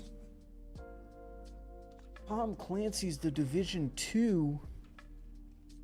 What's up, Trang?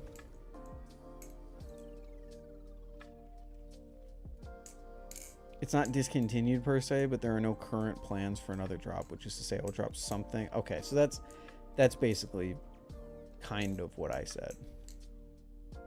I said it wasn't discontinued, but it's also not actively in production.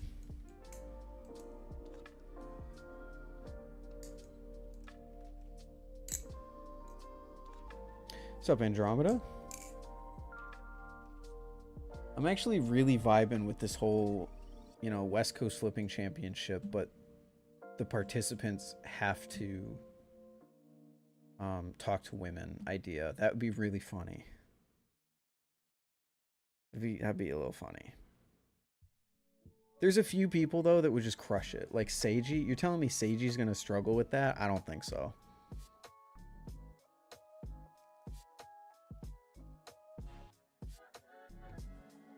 West Coast Flipping Championship, but all the negative comments people said in others' posts are printed out and read in person.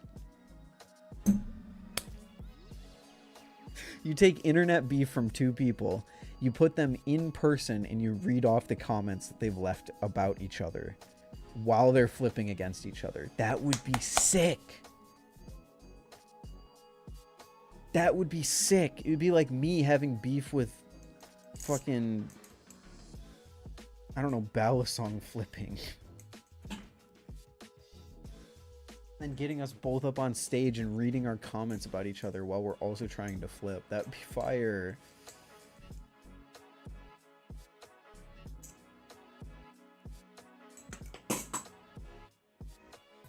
I'm gonna stop flipping now in my hand so that I stop leaning down. West Coast Flipping Championship, but the judges flip and judge themselves.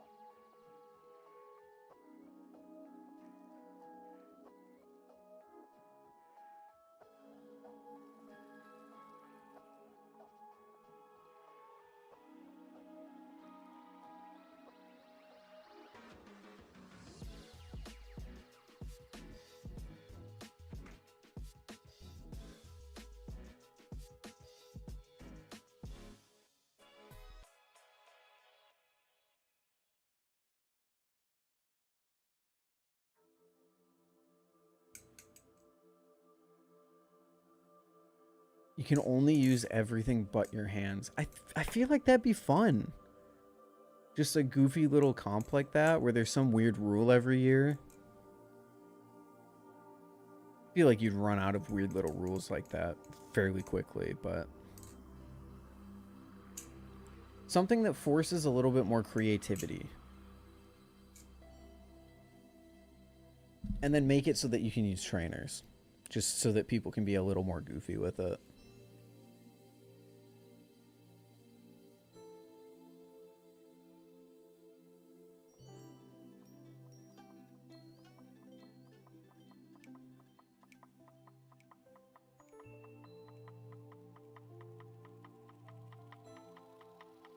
There would be a lot of judging. You'd be like a day thing.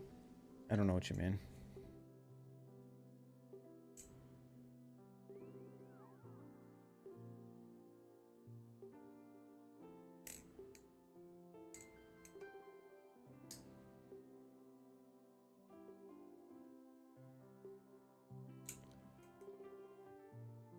Oh, man.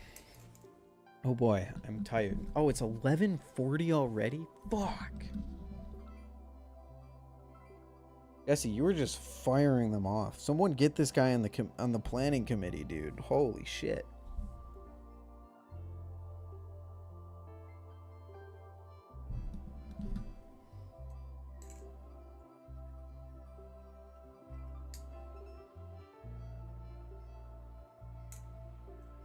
Leadless Balisong competition would be cool. Genuinely a cool idea. I don't know how much people would care, though, so I shouldn't say it's genuinely a cool idea. I think it'd be cool.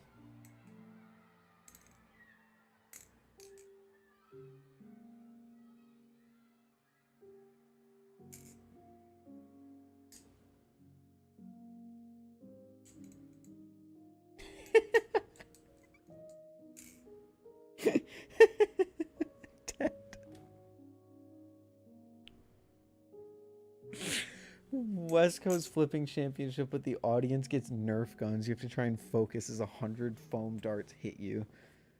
Oh, that's sick. You actually just... Yeah, let's just give the audience a bunch of, like, stuffed animals that you just chucking at people on the stage.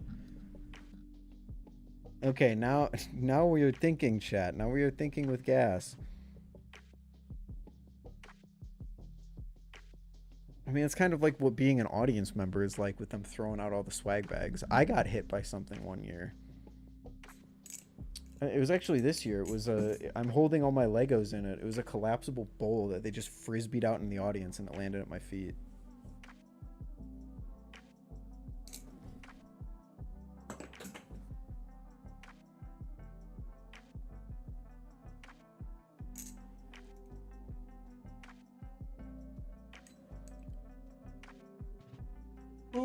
Oh my god. Why am I so tired all of a sudden? Holy shit. Holy shit.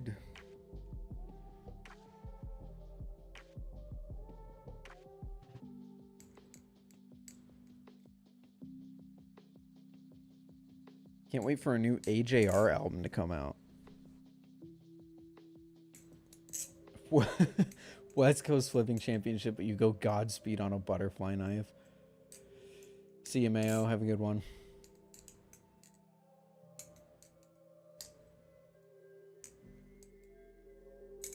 That would be an interesting social experiment, Ted. I would love...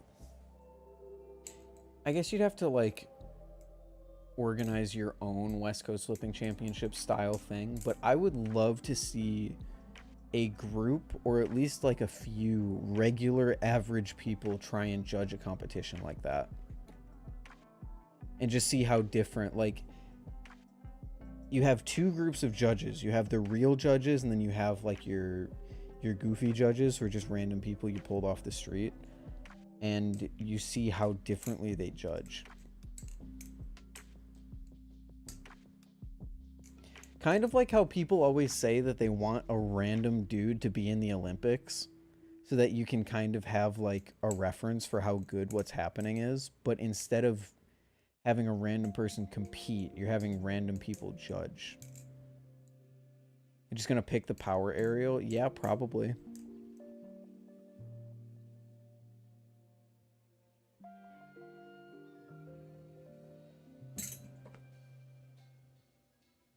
Jesse, you're just firing off anything that comes into your brain, huh? Any little itty bitty thing.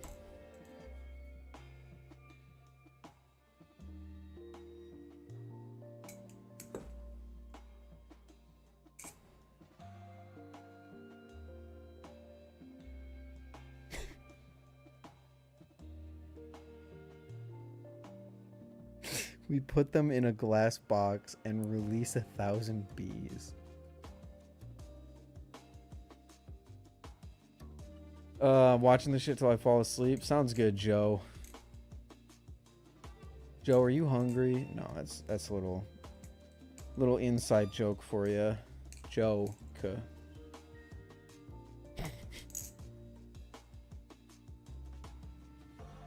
Do other cool stuff while flipping a Balisong? Or anything that you could... Is there anyone like on Instagram who does stuff like that already? I guess kind of trick shot. What's his name? Why can't I think of his fucking name? Christian Trick Shot. Yes, thank you.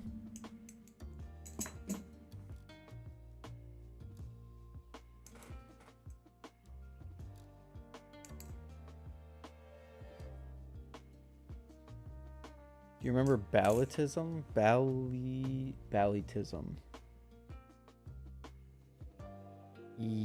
Yes. Kind of. The name sounds familiar.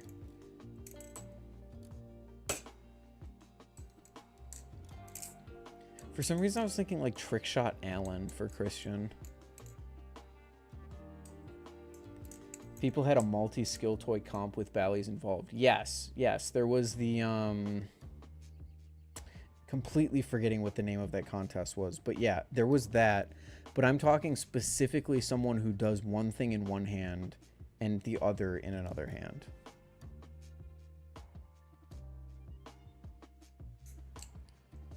Ballytism did a dick catch and backflip during war. Oh, that's right. If they disqualified him, though, for using other methods to get people to vote for him, then why don't they eliminate the people who, like, flip big Balisongs? I feel like that's the same thing, no? If I'm not allowed to backflip to gain sympathy votes, why are they allowed to flip big Balisongs to gain sympathy votes? I guess it's still flipping. It's like not the same thing at all, but still. What are you flipping? Orion S.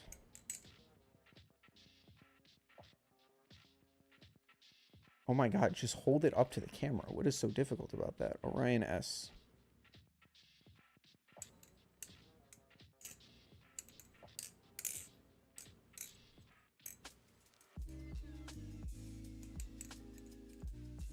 There's a dude who flipped and solved a Rubik's Cube. Was that at East? I feel... Maybe I remember that. I think it's because East versus West, and Squid is a bit more strict in rules versus Blade HQ. That's fair. That's fair. I think West Coast Flipping Championship is just better overall. Then again, you don't have WB Concept hosting over there, so that's an instant point loss in my opinion.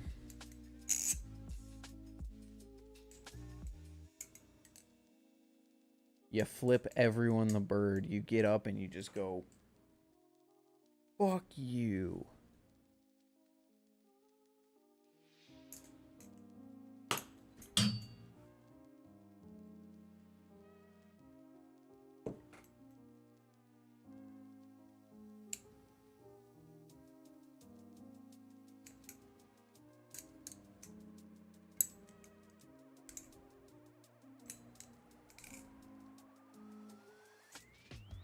Streamer, you spend too much money on Transformer toys. Now we are homeless. Rest in peace to the old Farbos profile picture.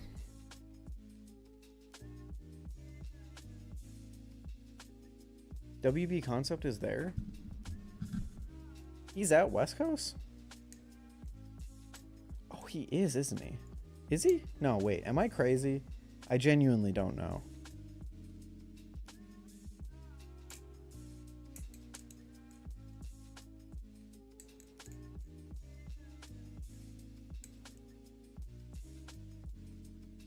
I replaced it with a transparent background so it's solid white. What's it supposed to be?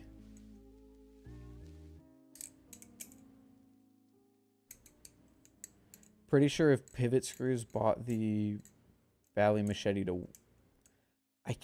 My god, I'm Transformers brain rotted right now. I keep reading that as War for Cybertron because that's WFC. To West Coast, Lucas wouldn't let him in with it. I mean, I would think not. That makes sense. Streamer, you spend too much money on Transformer toys. Now we are homeless. True. True. Dude, do you guys see this blue guy right here? Right above my finger? I got that guy for 20 bucks at Target before I went down to Blade Show. I went to the store to try and get some travel shampoo for my trip. Saw him on the shelf and bought him.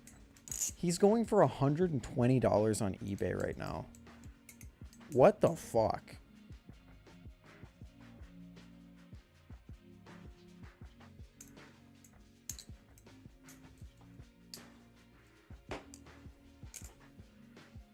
Oh, it's supposed to be transparent. I see. Can you do transparent on YouTube? Winner's POV? I've been saying. Oh, you did fix it. Wait, what the fuck?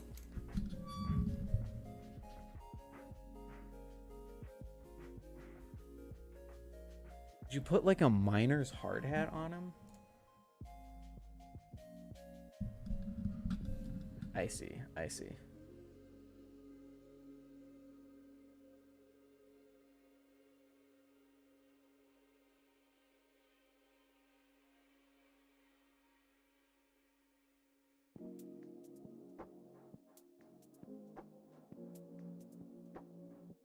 Oh, it's a crown. I just pulled up a bigger image of it.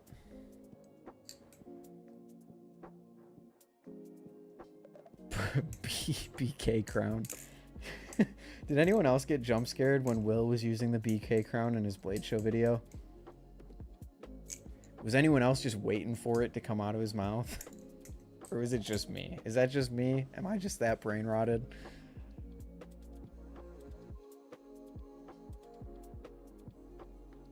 Just you? Damn. I think I left a comment about that.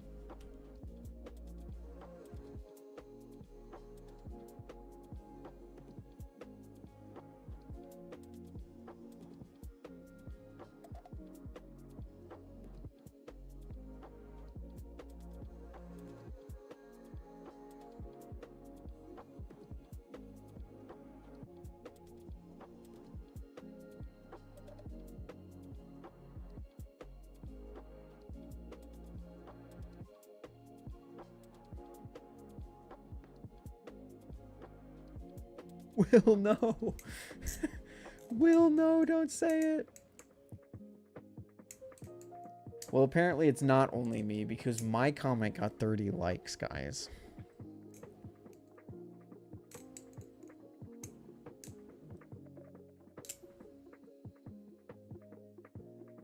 Did I never finish their Blade Show video? No, I did. I did. Yeah.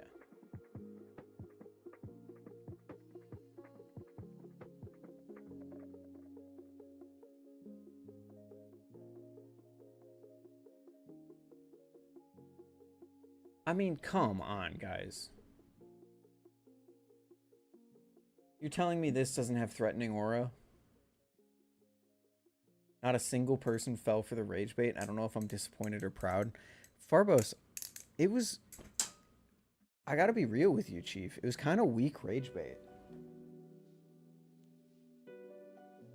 Given that there were people in the comment section that literally just said the same thing, but unironically.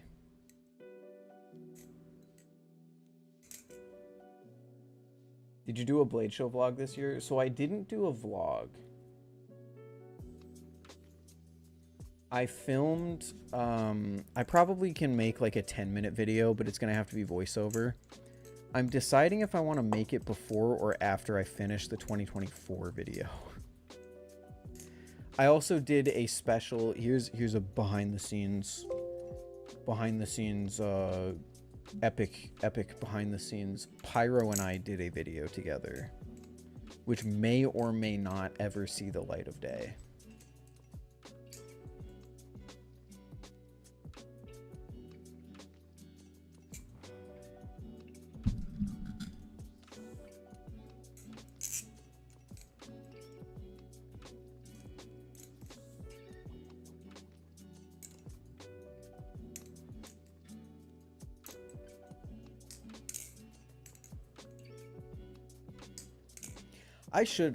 I legitimately could probably edit together my Blade Show footage in less than a day. It would not be a very hard video to make. I just need to edit together the footage, write a script, do a voiceover, sync the voiceover to the footage. That's it. It would probably be a 10-minute video, in and out, easy.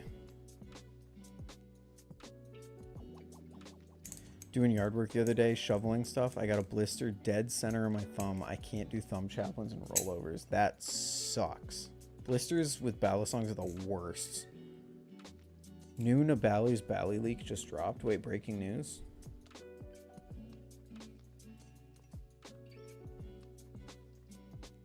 Wait, real breaking news? For real, for real?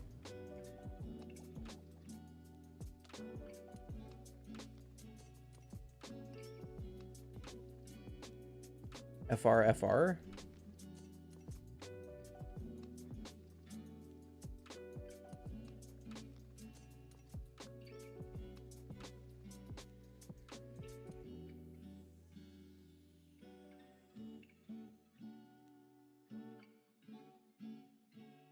Like a refault, but worse on the Reddit. Oh, not the Reddit.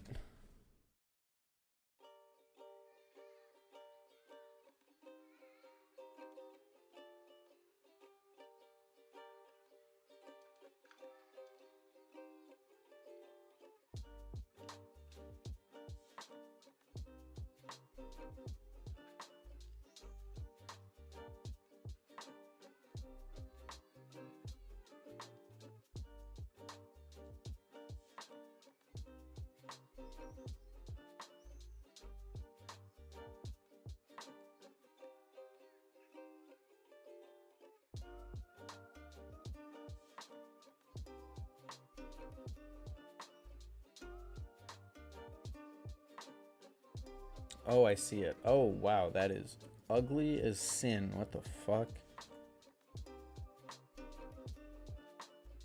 Oh, wait, no, the blade's kind of cool. What's their source? I don't want to run around spreading a rumor that doesn't exist. Oh, they've already announced this.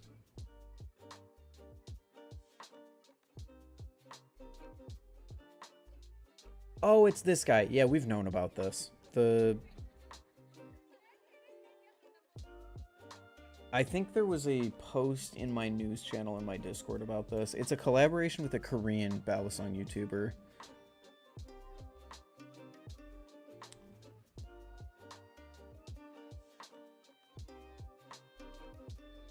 Pretty sure if we scroll down far enough, we'll find it.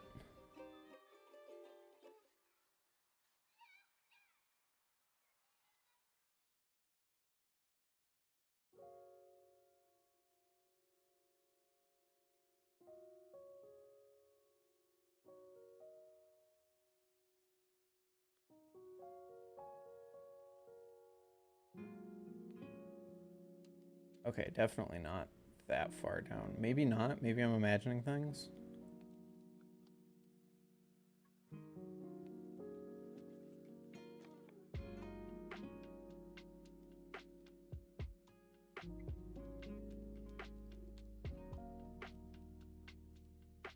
Okay, I might be imagining things, but we did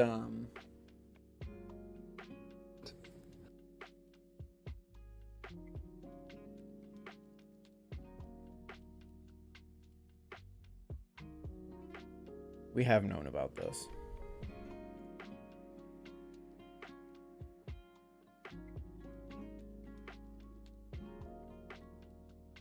There's a picture. It's pretty ugly, but I kind of like the blade.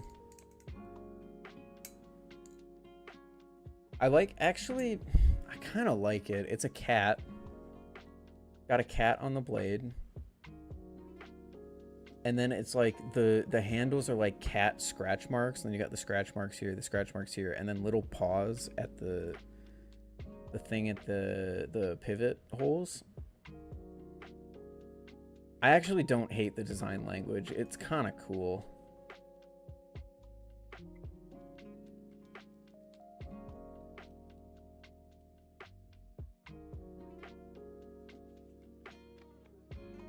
Looks like it's got no end weight though. I mean, I'm assuming the pivots are just out of it. You just put pivots in it and then it's fine. Also, this is a decent chunk of aluminum right here, and these handles are way longer than the blade, so I can't imagine it would flip that awful. Unless you're talking about the blade, in which case, yeah.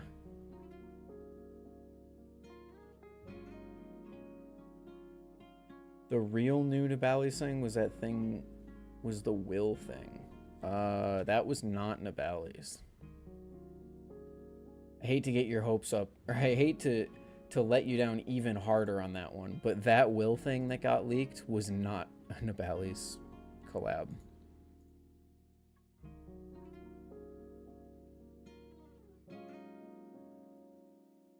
Yeah, yep, that was Machinewise.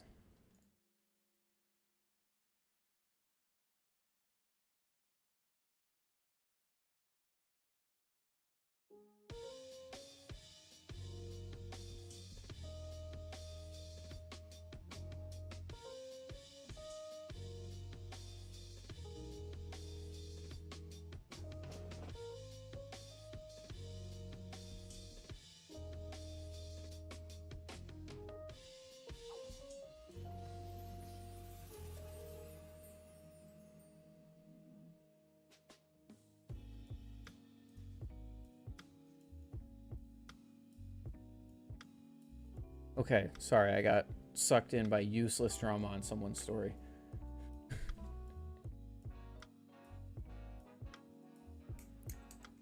Is that not happening anymore or something? Which one, Ted?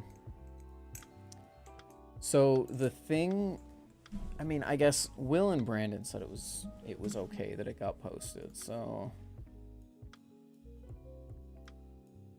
let me pull it up for you. And before people say it, no, I'm not pulling some 500 IQ, like, oh, try and let people down just for them to surprise release it in a few months. Like, this is legitimately, as far as we know right now, a canceled project. But this right here, this is the Will Hirsch Balisong that we're talking about. This was a direct collaboration between Will and Machinewise.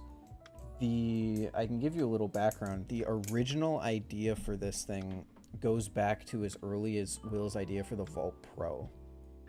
So the Vault Pro was conceptualized around the same time that the drawings for this existed. And then they made a prototype the next year, and then Machinewise went through their whole big change where they weren't making their old Balisongs anymore, and then they were no longer interested in pursuing this project.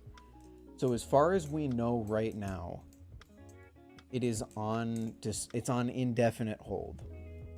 That Brandon has made it clear that could change. Like, there is a world where Machinewise could change their mind and then want to make this. But as I am speaking right now, this will not exist. So no need to get your hopes up about it. This is just like a one of one. It is G10 titanium. Did you think it was good? I think it was amazing. This was one of my favorite things that I flipped the Blade show that they had it. Where because I don't think they showed anyone the prototype back then. It was just like it was a thing that they kept very close to their chest because they weren't sure if it was going to exist or not. Which is why I'm surprised it got posted. Because as far as I know, they never brought it to Blade Show and had people flip it. It was just like kind of sitting in Will's apartment. So it flips really well. It was one of my favorite things that I flipped at Blade Show that year. And it is very disappointing that it's not going to exist, because I would have bought one any day of the week. It's basically a rep, right? Yeah, basically, yeah.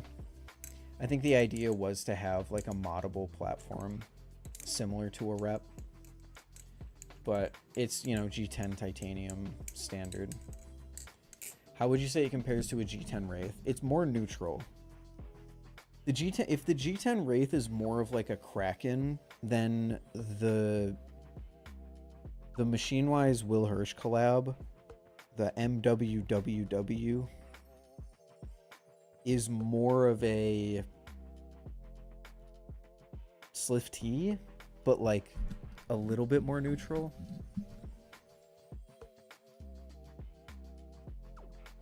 It's a very cool design. Also, congratulations, Ted. You're number 1.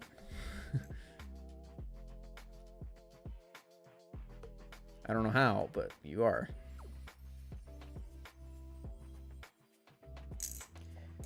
It looks really light, like very thin. It's, as far as I remember, it's like 4 ounces. Very standard weight. Especially for Machinewise at the time, it's very standard. What did you think of the buffnesses things he's making, specifically the G10 Kraken? So, I have always been of the opinion that making rehandles for what people consider to be one of the greatest knives of all time is kind of a stupid endeavor, because you're not improving anything. If anything, you're just going to make people like it less. That being said, they were impressive for his first like mass released project, or at least an early project in his machining career. Considering that he made them in his garage with his new machine, they were well constructed. They weren't perfect by any means. They were a little bit sharp and a little bit unfinished, but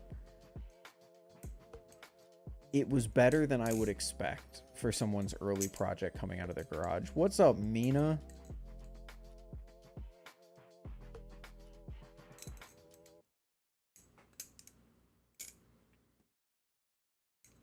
Not something I'm racing out to buy, though. Cool idea. And I wish him the best. It's really cool that he was able to get a machine and that he's going to be producing stuff.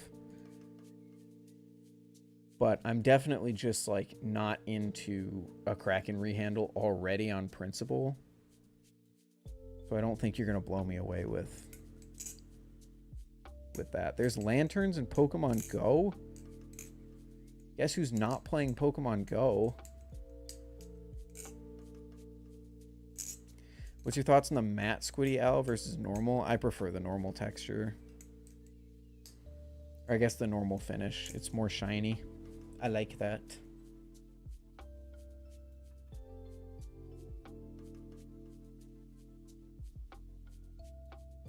He's got some cool things that he's making. I don't doubt that. I think he's gonna do some pretty cool stuff. His rep scales did feel a bit rough. But again, he's a new, like, he is new to having a machine and making his own stuff, so I give him a lot of credit for what he's done. I haven't touched that game since I crashed my car playing it with my friend.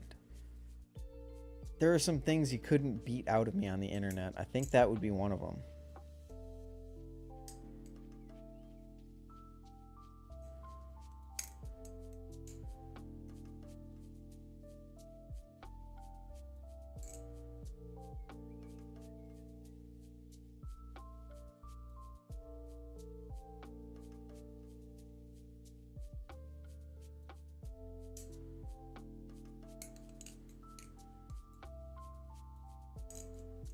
His knot scales make the knot have a better tune.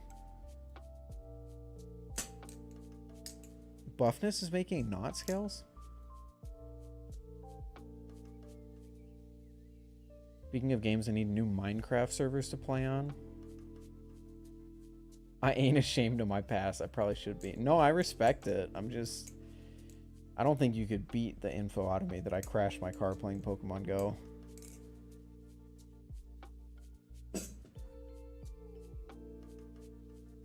Play some survival Minecraft, man. Oh, they're the first scales that he did. Oh. I guess I keep revering his Kraken handles as like one of his first projects, but that's just not true. I've had 7 You poor man. 3 were my fault. Okay. That's a little better.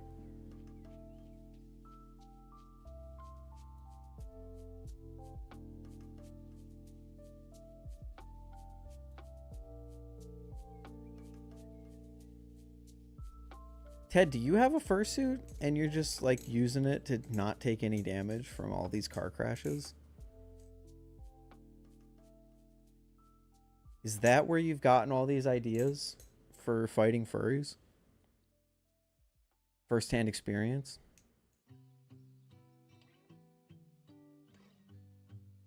Obviously ones that aren't your fault, like,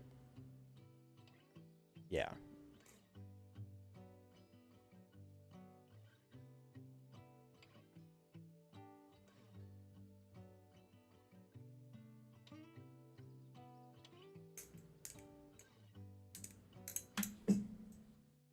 Speaking of games, you read Skybound? Skybound's on the shelf behind me. I got volume 1 is like back here. There's volume 2. Volume 3 is in my backpack because I'm currently reading through it. And by currently reading through it, I mean I'm trying to forget that it exists because I don't want to finish it and then have to wait 6 months for the next volume to come out.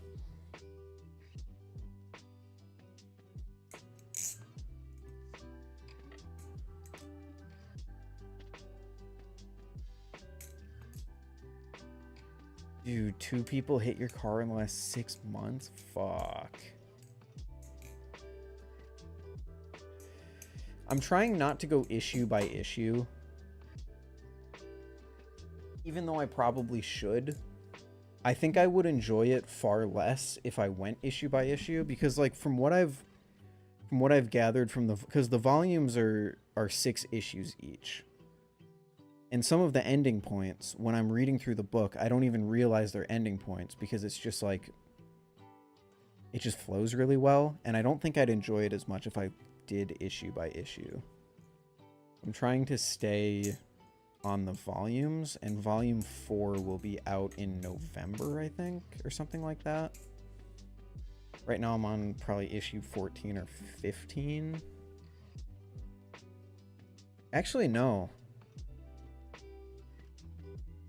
Maybe 13. No, 14. I don't know, man.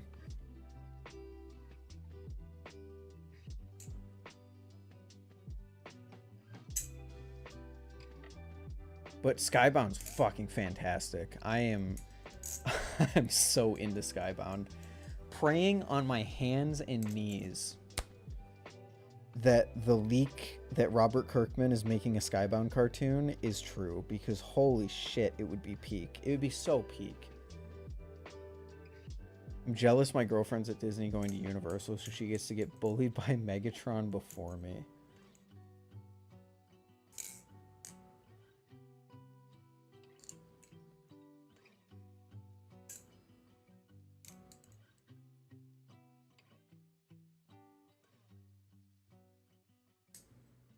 I'm anxiously awaiting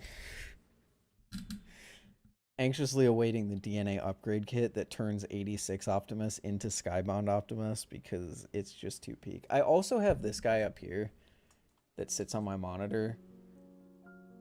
I would kill for one of the upgrade kits, because I think they made an upgrade kit for Core Class Optimus where you could put the Skybound arm on him. I would kill for that upgrade kit. I want it so bad.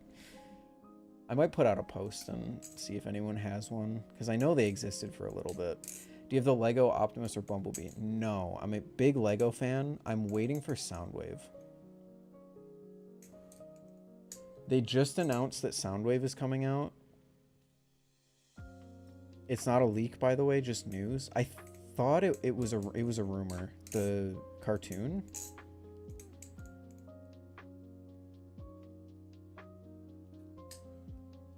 Bumblebee is the most reasonable price, and probably the one I would have bought if they didn't just announce Soundwave. Soundwave is peak.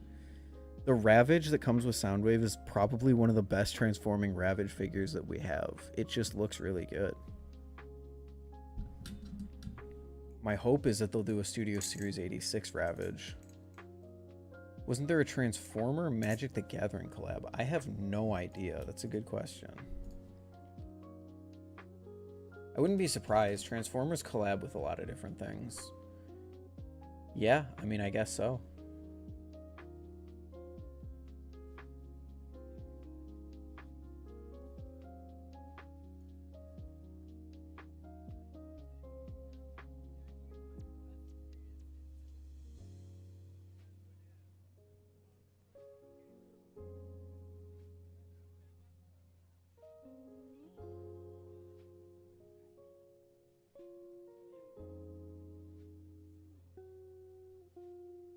That's pretty cool. I didn't know they did that.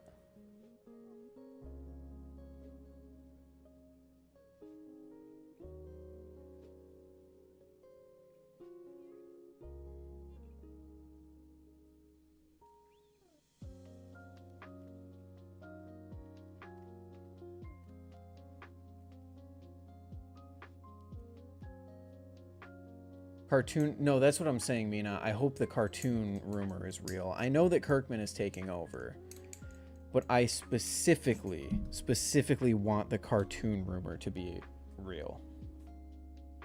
Because that would be peak. I'm already excited about Kirkman taking over, which is surprising because I wasn't planning on continuing to read Skybound after the current arc finished, and Darren DWG, is that his name? Who's the writer?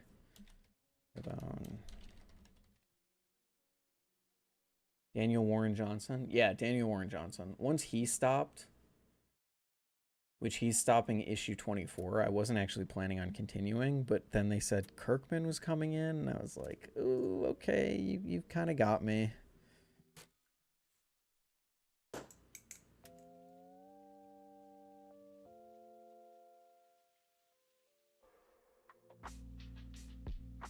Fuck playing Fetty Wap on the JBL. Let's play it on the Soundwave.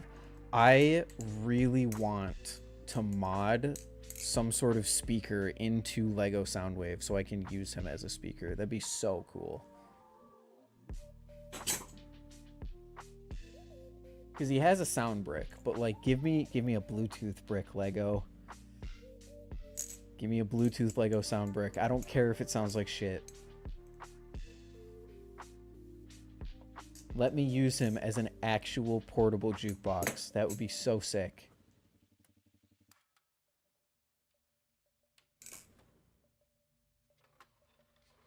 You could do it too. I'm sure you could make your own custom Lego brick that had Bluetooth functionality. You just have to put a really shitty little speaker in it, but it's kind of what's already in there.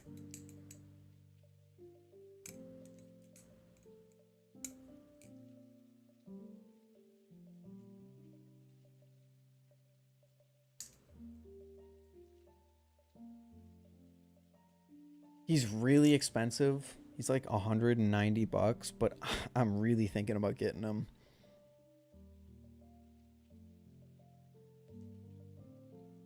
If you were to pick one flipper to become the next to be sponsored by Squid, who would it be?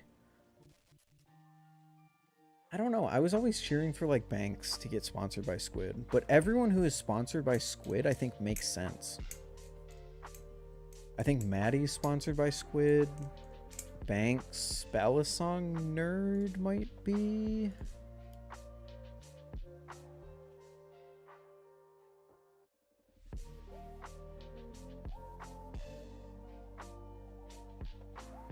Oh no, Balisong Nerd is LDY, sorry. I'd like to see Balisong Nerd get sponsored by Squid. I don't know if that's something he'd be interested in, but...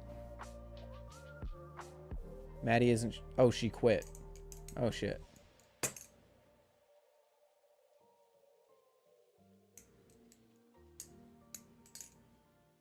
Yeah, I don't know. I'm less engaged with the actual, like, flipping side of the hobby. I'm not as intimately knowledgeable about all that stuff or all the people there. I don't think I'm the right person for that question.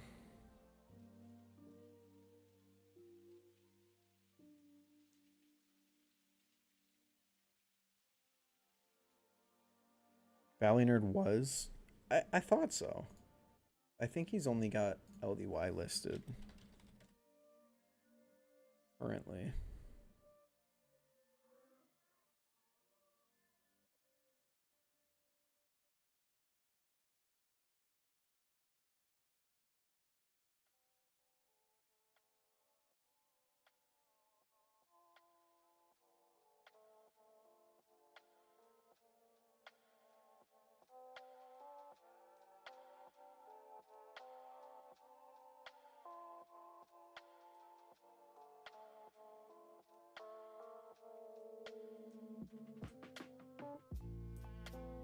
If you have time, you should show some knife fight subs. Who you think is winning knife fight? I have no idea. For Bally Awards this year, we need 2 separate categories, flipping clip and edit. The problem with that, Ted, is when we tried to do awards for specific edits, no one was able to actually name any. So we had to change it to people who make the best edit. So I think we could maybe figure out something where we do like someone who consistently posts the best flipping clips and someone who consistently posts the best edits. You know, you've got like, I don't know, Vaver. They do really good flipping clips. And then you've got like Balisong Nerd for edits or Jack Pyro for edits or something like that. If you had to build your perfect flipper, who would go into it and why? If I had to build my perfect flipper, like a human flipper or a perfect Balisong flipper? Like flipper as in a Balisong. I'm assuming you mean a human. Putting people together. The insane... Okay, I actually think I can answer this. I would do the insane progression of Banks. The interesting combo and aura of Red Edge, the actual technical flipping prowess of someone like Vav or Maddie, with the video editing skills and cinematography of Balisong Nerd.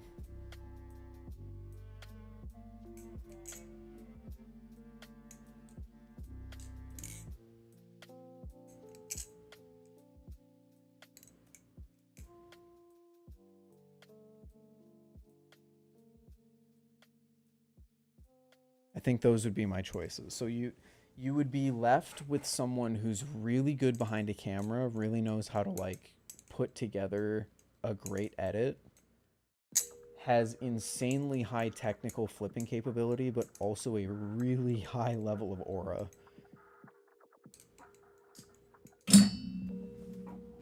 And then roll that all up, put a little Banks bow on it, and there you go.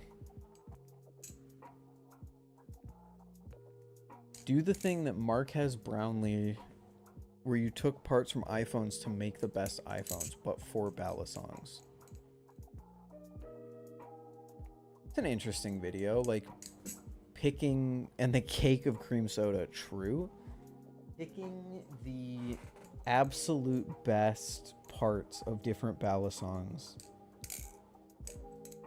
I don't know. What's up, Max? I would probably do something like the balance of the serif, the overall build quality of the serif, the rounded handles of like the Corvus,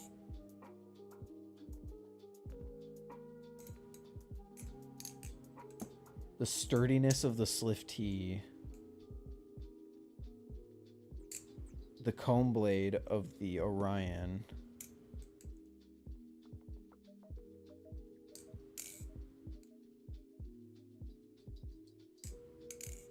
Is anyone other than RTT even doing that kind of idiotic shit? Stunt of the year, and it's just 4 RTT clips. Is RTT the guy that flips on top of like trains and shit?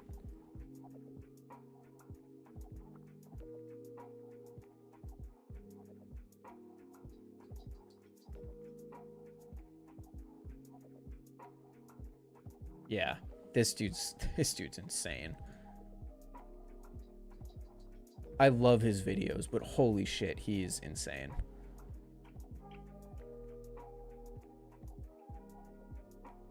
Death wish, death wish, death wish, death wish.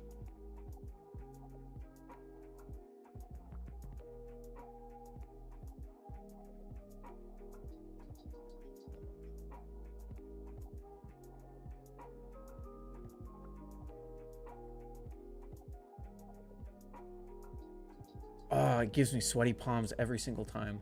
How are you flipping 350 feet above the ground? I can't even flip standing on solid ground at ground level.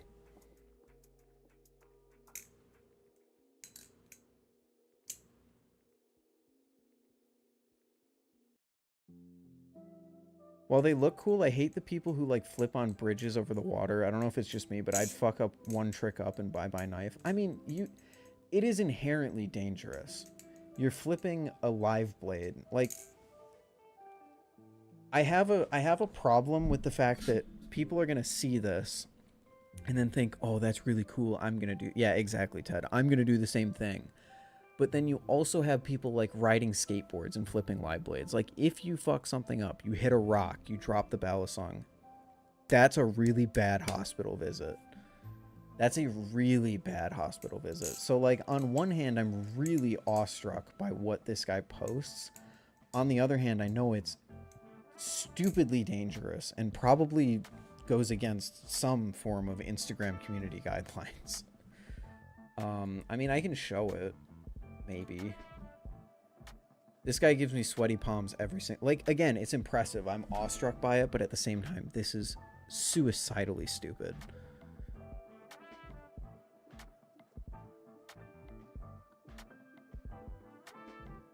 I can't even flip on solid ground without moving my feet around. One singular drop of the Balisong, and then I instinctively go to grab it because I don't want to lose. I don't want to lose my Balisong to a 350-foot drop. And then I'm off balance and I'm gone. I respect that he is not able to do it, but holy shit, does this make my palms sweaty.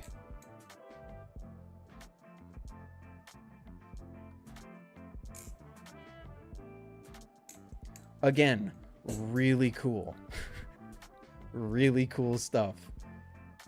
But man, I hope this doesn't give the wrong impression to people. As long as no one is trying to go out and replicate that. I worry for his safety, obviously. But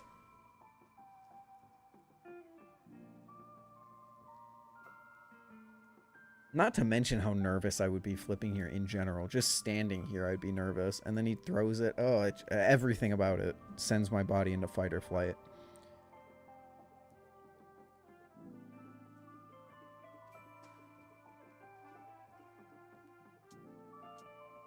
Here's him sitting up on a bridge.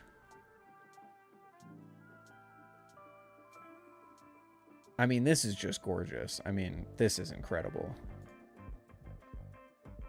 And his train, I love this video. This is just a really fun video.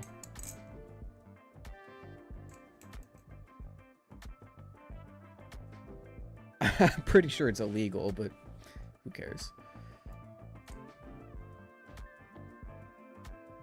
The music kind of makes this. I wish I could play the music, but I'm pretty sure I would just get copyright struck. And then he also does, this is kind of crazy. Just loses the knife. There's a lot of videos on here where he just loses the knife. This one right here. Homie's just walking on a train track bridge. And then bye-bye. You can see the ripples from it falling into the water. Yeah, the train one's peak, for sure.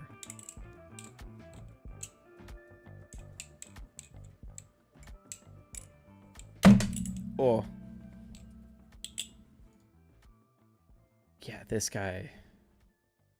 He's a relatively new person to the hobby as well. His first post actually flipping Balisongs was in June of 2024. And it was mostly on like kayaks and stuff. He started doing the crazy shit this year. Because, like, flipping on a plastic kayak with a trainer, sure. I mean, you might lose your Balisong for sure, but then you start doing stuff like this earlier this year. And it's like, oh, okay. Yeah, I'm good. Beautiful location. This guy's literally living a movie. But, oh my god, I couldn't do it.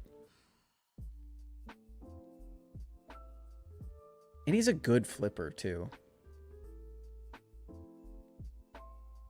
He's not just, like, hitting the behind the 8-ball at the top of the world. He's actually a solid flipper.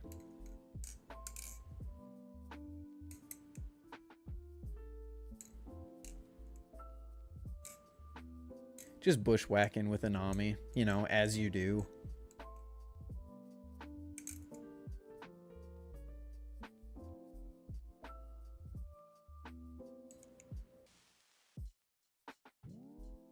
I mean, even this, a live blade while balancing on a beam of some sort is insane. You are one fall away from the worst hospital visit of your life.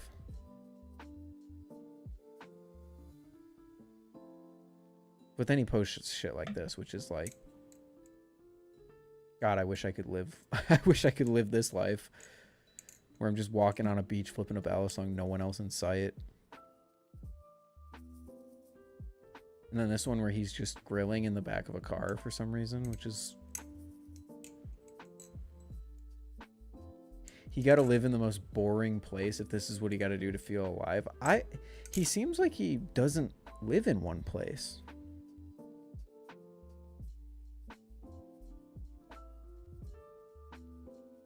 With all the different, like, let's be real, where is he living where you can go from this beach on June 12th to these mountains on July 7th? I feel like he's just kind of roaming around. Apparently this is South Dakota.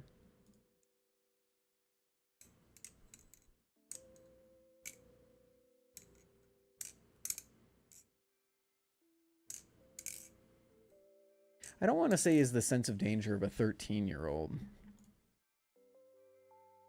This is kind of... Okay, this is where I start to genuinely get a little worried, because this is where you're putting other people... I don't know what it looks like under here, though, but if you're in a city, you can't risk dropping a Balisong on someone's head walking on the sidewalk down below.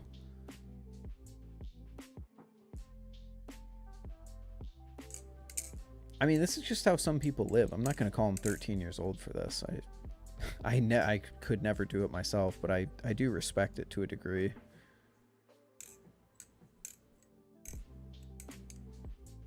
He's high up, but he's not jumping around or anything. Yeah, but like I said before, if you're up this high and you're flipping, I feel like I get off balance relatively easy just flipping normally. His feet are planted.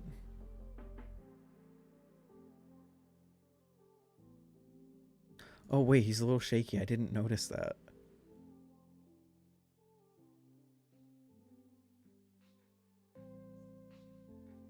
It's just making me realize all the ways that I swing my body when I flip, because I would absolutely throw myself off balance flipping up here.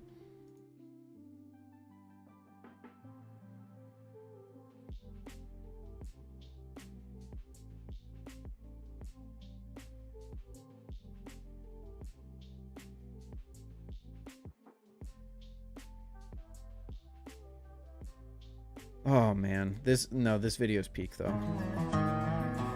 There's a little sneak preview.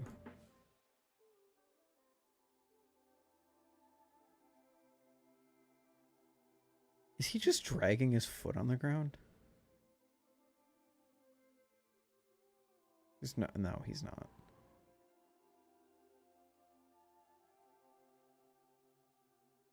See, now he's in California. He definitely just roams around, right? It's so sick. I'll stop glazing him now, but he just lives a very, very interesting and cool life.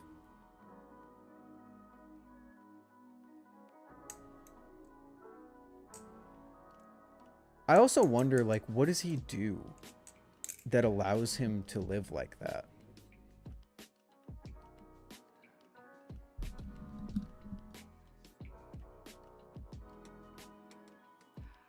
Am I the only one who's sitting there thinking, like, what does bro do for work? Oh, Ted, I remember this video.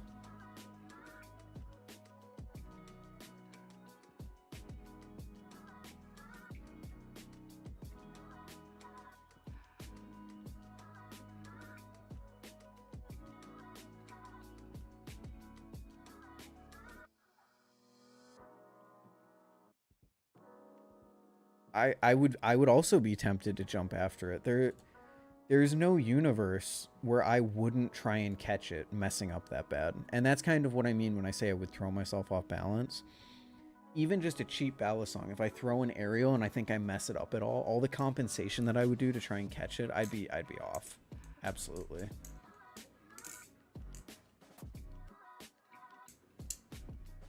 But yeah, I remember this video. I hope there's not a hiking path down there. Maybe he travels for work and that's how. I just mean, like, more in the sense that this dude is very obviously roaming around the United States, sitting on trains in the middle of the day, flipping Namis and Krakens that he's, like, okay with dropping and maybe never seeing again. So, like, you got to be doing something that lets you have that much freedom while also making enough money for all that stuff.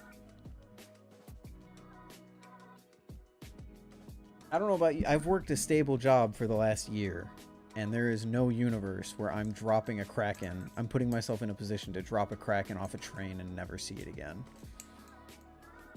Dude invested in 2011 Bitcoin 100%. I mean, that's kind of best case scenario, right? That's like you win the lottery and then you start living like that. That's the greatest way you can spend that money if that's what you're into. So much better than winning $1 million and then spending it all on fancy cars and then being homeless in 3 years.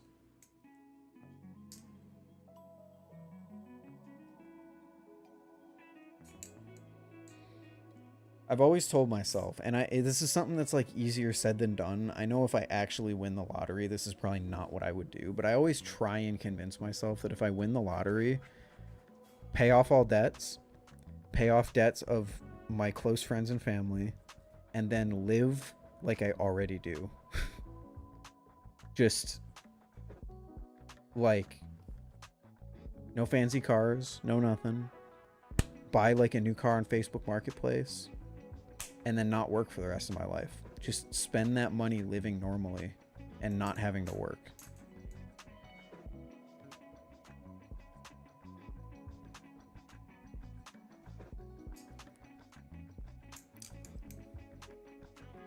Yeah, you don't want to lose a knife. No matter how expensive or cheap it is, it always sucks to lose a knife.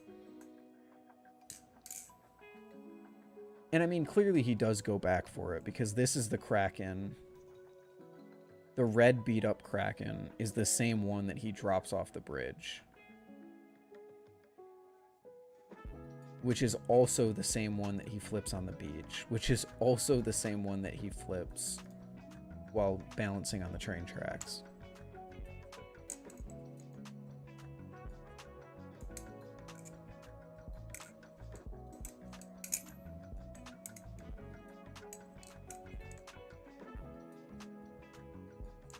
Also blew me away that people do that. Dude, the amount of people who win the lottery and then bankrupt themselves a few years later is insane. Because they start living outside of their means and they can't keep it up.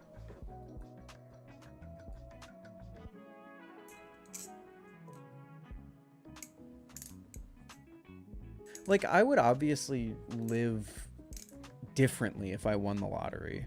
It would be so cool. Here's peak, right? If I won the lottery, I would want to open up a toy store where I could sell things for cheaper than everywhere else.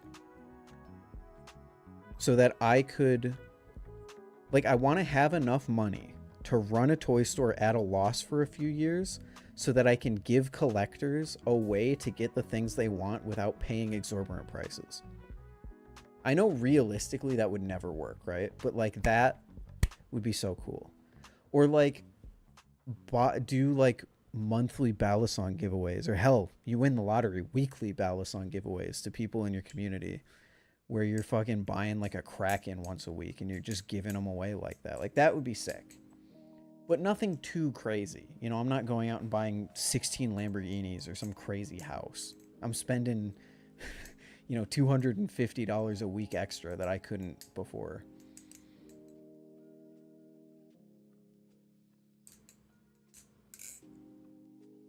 What color is your Bugatti anyway?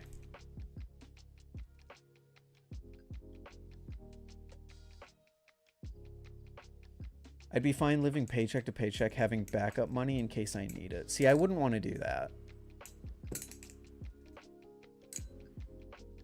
I would want to live comfortably enough to still be able to drop fun money, but not be living paycheck to paycheck.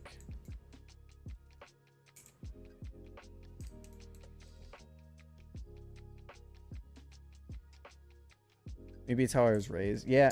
And I mean, realistically, the thing is, the way that the human brain works, if you actually win the lottery, none of us are actually going to do this stuff. We're going to go out and buy crazy shit, or we're going to try and get more money or whatever, because greed is a real thing. So, like, I'm not going to pretend that I'm above that. I just like to think in a world where that happens, I would at least be a little responsible.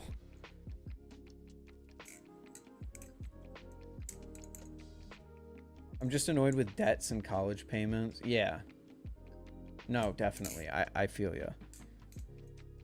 Now that I'm graduating, my actual real college payments are going to start up, and that's going to suck. That's going to be really bad.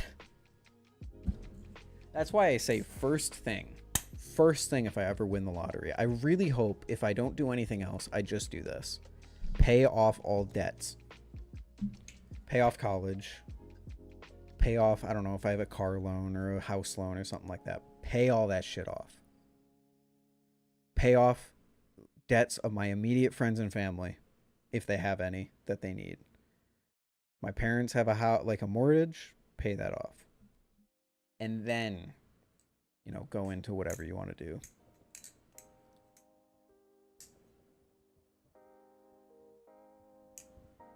Debt sucks.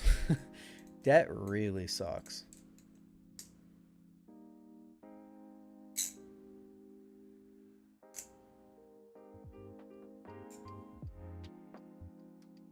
But this is getting a little too, this is a little too depressing for me right now. Especially the way things are right now. I'm good. I don't have to keep talking about debt.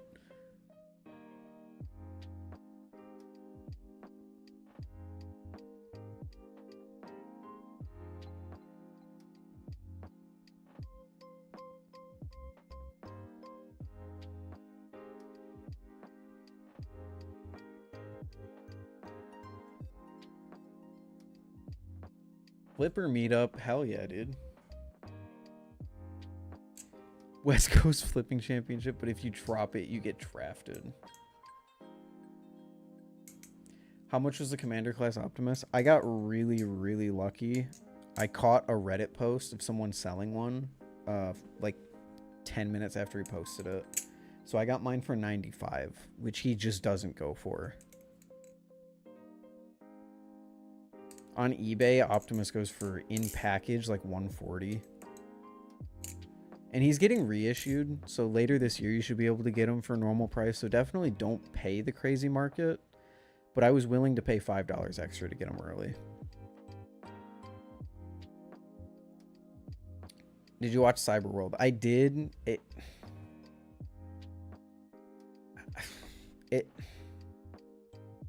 It's cool.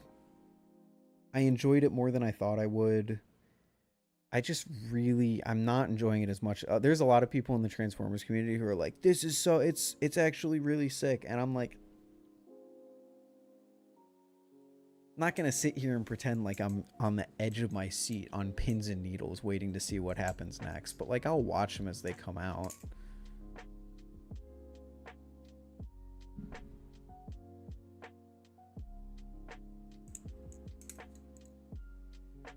I want an anime-style Transformers Skybound series. That's what I'm saying.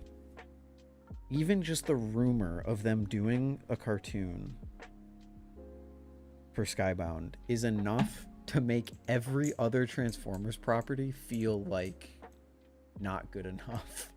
Except for Transformers 1 and the original show. We get an Autobot or Decepticon uses a giant Balisong and calls it a Transformer knife. My Create with Nibali's competition was almost based on a sword that a Transformer used in one of the shows.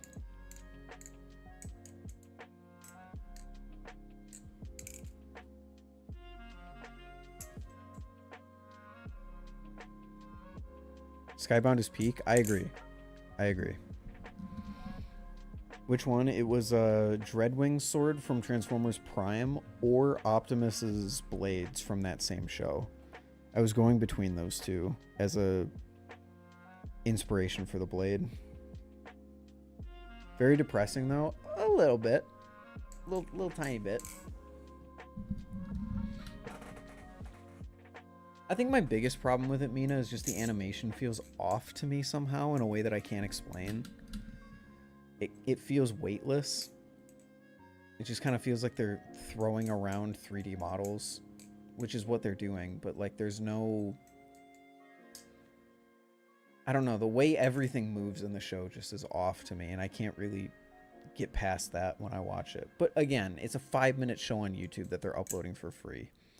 I'm not expecting too much.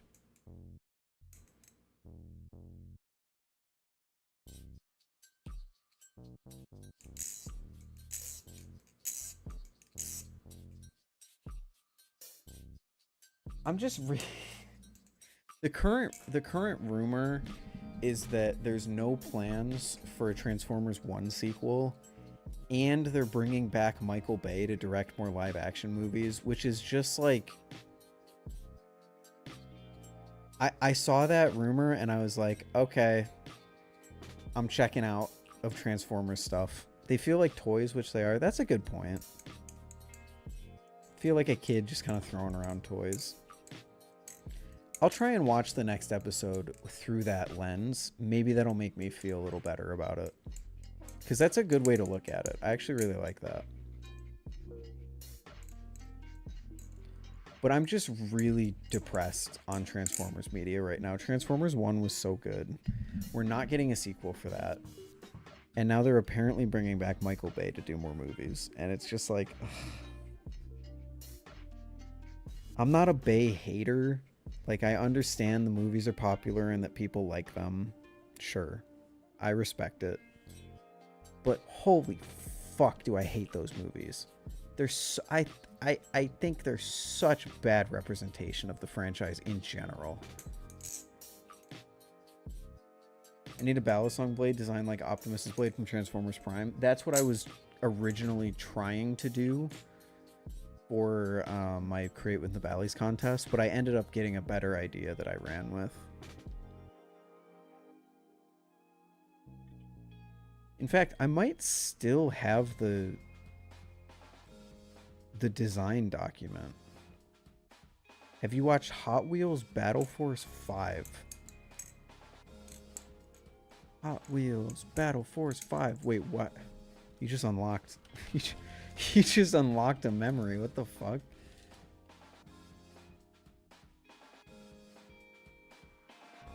Oh my god, I remember this. 2009. Holy shit. Wow. You unlocked a memory deep within my psyche. Holy shit.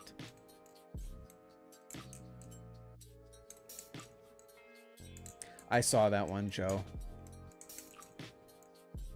That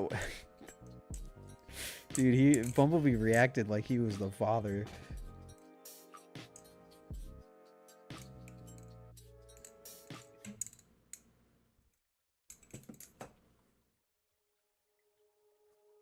it was really funny.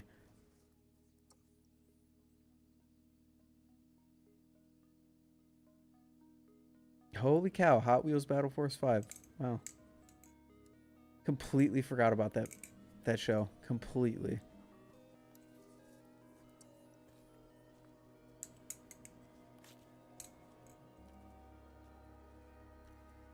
Wasn't your create with the Bally's design a kukri blade? Yeah, so ultimately what I don't have the file on this computer.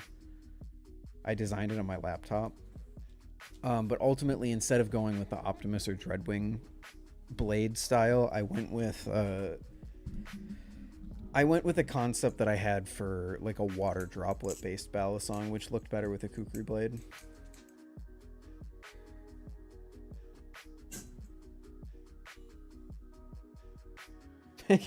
Universal Megatron's unhinged. He just screamed. He just half the time.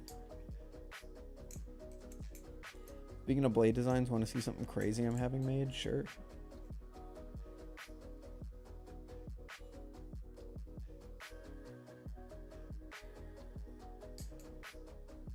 Create with the Bally's was very humbling.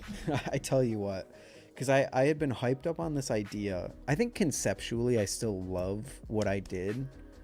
But then I showed it to people and I did that reveal after the competition ended and people hated it.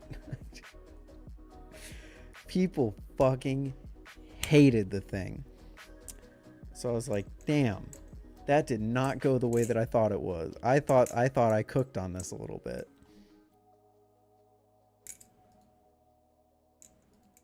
Holy hell, Ted, you're having that made?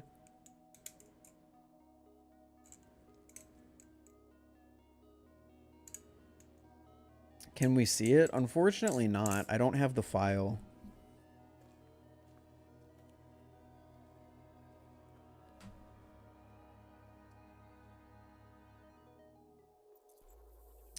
The file's on my other computer, or it's on my laptop. Maybe, wait, hold on. Maybe I can dig up the email that I sent it to Nabali's with?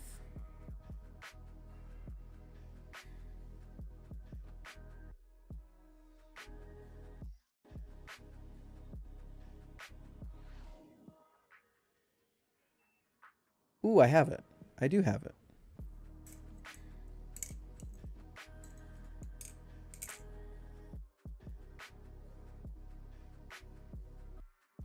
This was my submission. People did not vibe with it, but so basically the whole idea was I was initially inspired by this idea of like getting into a flow state when you're flipping, and flow, river, water.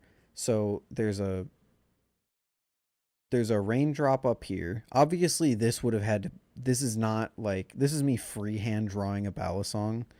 So this is not what the blade would have looked like. It probably would have been toned down a little bit, but there's a raindrop here.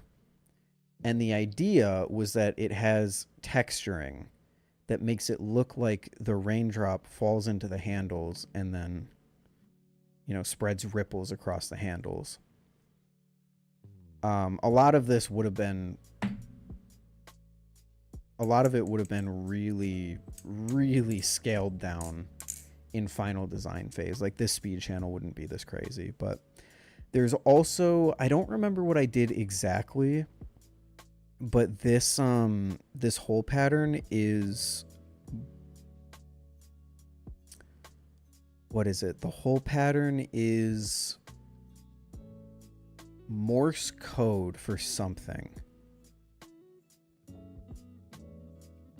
I did dot dash dot dot dash dot. There were just a lot of Easter eggs that I put into this design, and I was really happy with it. I was really happy with the overall theming of it, but like I said, I showed it off on stream and people weren't as into it as I was, which is okay. That's ultimately fine. I still love the idea, but I never pursued actually like making it or improving it for the next competition this year. Didn't you do something for Risk of Rain? Yeah, so that was also kind of the idea, was that the raindrop, it was like a Risk of Rain reference. There was something else for Risk of Rain, I think, too. I have the design document somewhere. I have like a physical notebook page that lays down all the ideas that I had in there that I would have to dig out. But there was like Morse code for something. There was references in like,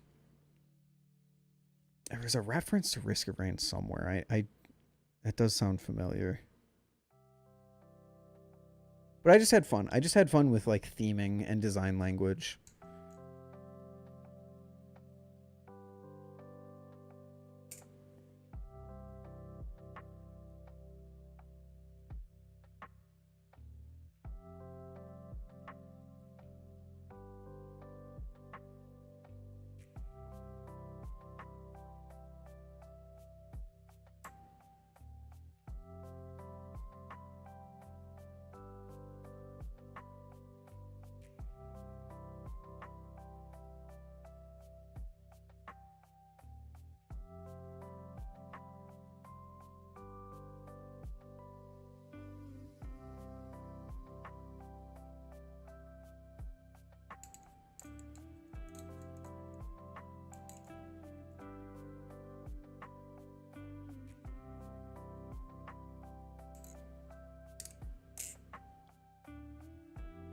Whoops, Benjamin emailed me in 2023 about a collab idea, and I told him, hey, I might be too busy, but I'll let you know, and then I never let him know.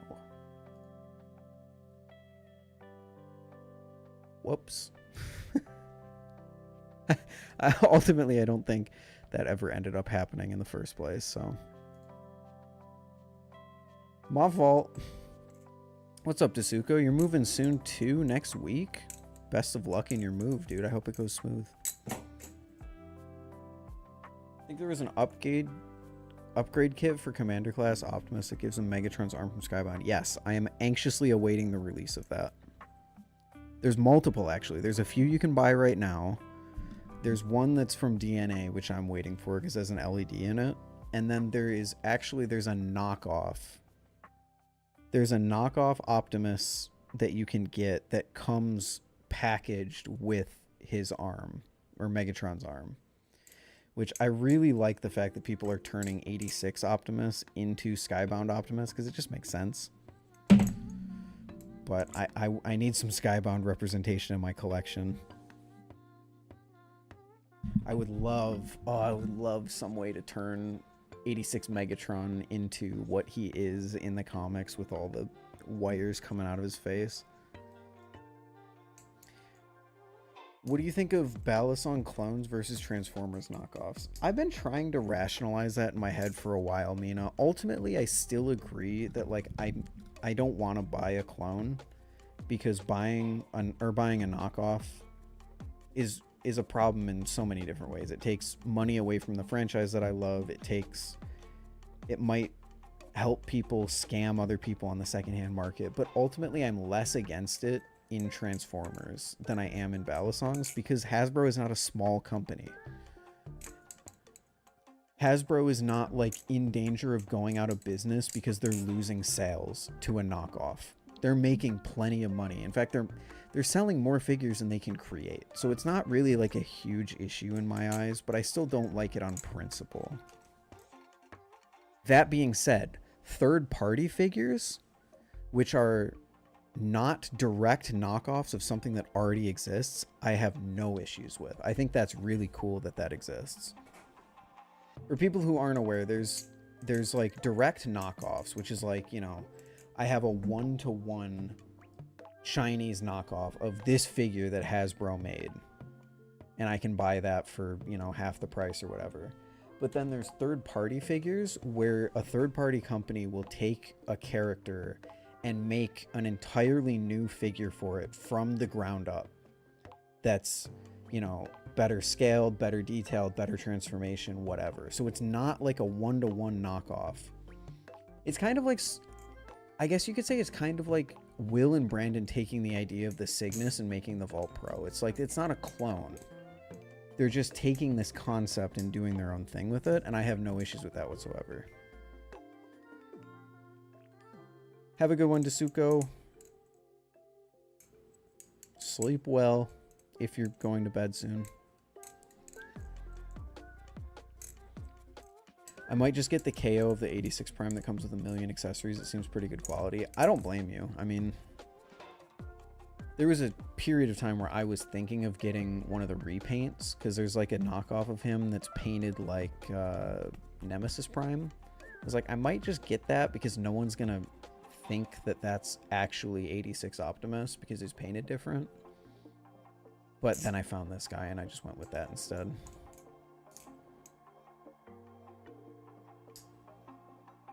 What's your favorite Transformers action figure? Mine's G1 MP Megatron. Mine is Titan's Return Trypticon. He is my favorite thing in my collection.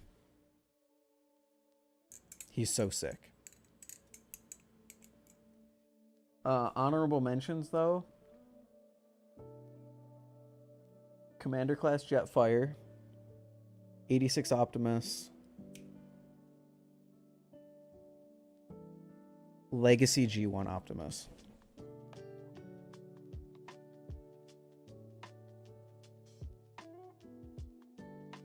Did some looking on Amazon. They have like quarter size speakers you could probably fit on Lego Soundwave. Oh, for sure. I don't think the issue is fitting speakers on it. I think the issue is wiring up Bluetooth. Because I'm assuming you would need to create a custom board, wire Bluetooth onto it with a chip of some sort, and then program that chip to be able to communicate, and then have some sort of audio processor goes to the speaker, and then fit all that in a Lego brick. I guess that would go in the place where the sound brick currently is in the Lego Soundwave build, which that brick is probably only about this big. I don't know if that's possible. I guess you could maybe like do some custom building, hollow out the inside a little bit, but then I don't know how stable it would be. I don't know. I've got a few electrical engineer friends that I could talk to. It might be something I pursue. It'd be really cool if I could get it. They have actual Bluetooth speakers that would just go where the cassette would be. My ultimate end goal would be to create it in a way where it does not mess with functionality whatsoever. So you can still put the cassettes in there. You can still transform it. I don't think it's possible to do that, but I would love to do it. It'd be so cool. I need to see it 360 because there's a chance. There's a chance. Wait, there's reviews of it. Hold on. There's people who got Lego Soundwave early, I'm fairly certain.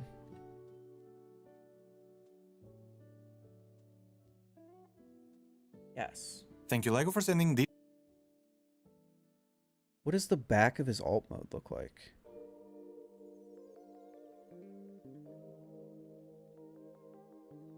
See, it's pretty hollow. You might actually be able to fit something back here. Because the sound brick, you can see right in there. There's space behind the sound brick. You could actually maybe build some sort of custom piece or custom like mechanism that would fill in some of this space. Not fill it in, but like that would take up some of that extra space back there. That'd be a fun project. It'd be a really difficult project, but that'd be a fun project.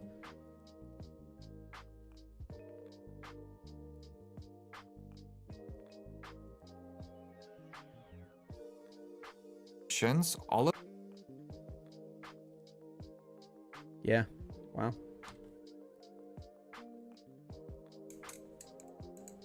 My favorite Transformer is the Rubik's Cube one. Rubik's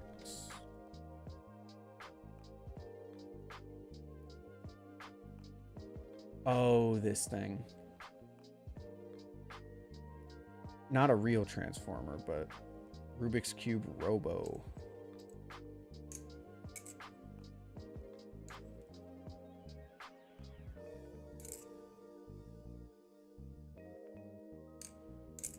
Watching a Den Den share crash compilation on the Soundwave speaker. Mwah. Oh, it would blow itself out in 3 seconds. Apple AirTag size speaker you could build in there somehow. Yeah, it'd be really cool, but I don't think you could do that. What you could maybe do. Now, I mean, this wouldn't be ideal, but they have a sound brick, right? That's a tiny little speaker. And in order to do that, they have to have memory on it. So you could maybe load your own songs. It depends how much memory is on there. I assume it's not a lot because it's just voice lines. But you could maybe somehow access that memory and load on some songs on there. I highly doubt it, but I don't know, man. Talk to me in 5-10 years when I actually have industry experience with some of this stuff, and then we can figure out how it might work. Although by that time, I feel like Lego will have released a Bluetooth brick.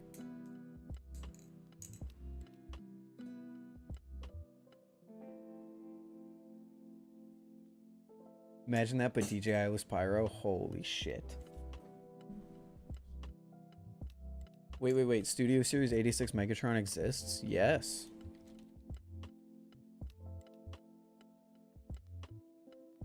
And he's out in Singapore. You can buy him in Singapore right now, apparently.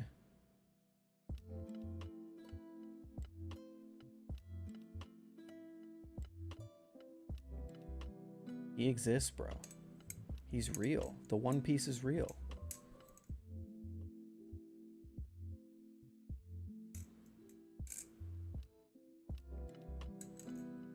And it's peak because he comes with his own... He comes with his gun alt mode, so you can have other characters holding Megatron in his gun alt mode.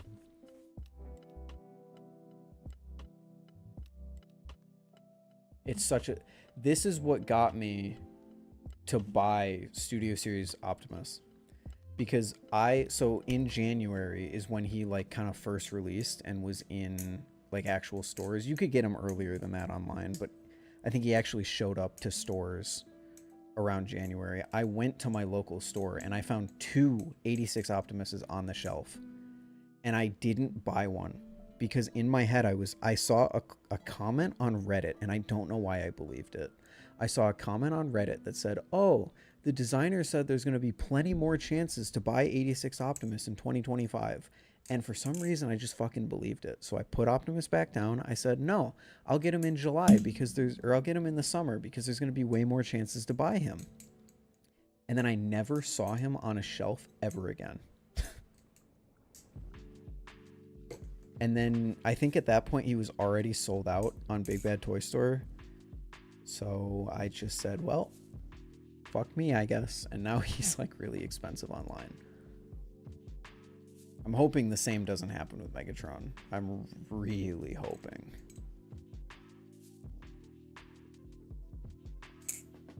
But yeah, this guy, he's peak.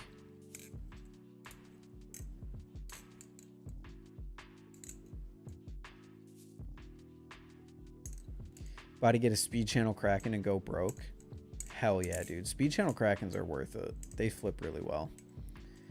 Want to get a new knife? Probably gonna do a Squiddy AL, chill out for a while. It's also been flipping a Triton V1 for years now. Oh, dude, get off the Triton V1. What's up, Drifts? The McDonald's Transformers look so bad. The McDonald's Transformers.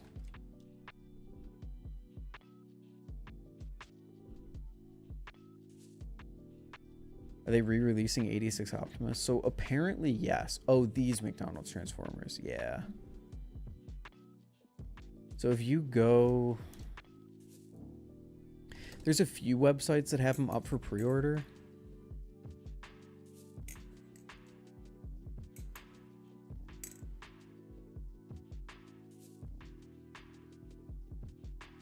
Walmart has him up for $65. That can't be right.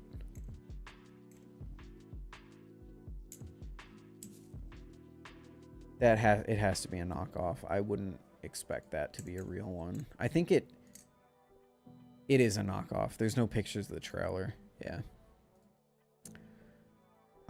If you look up 86 Optimus, he is available for pre-order.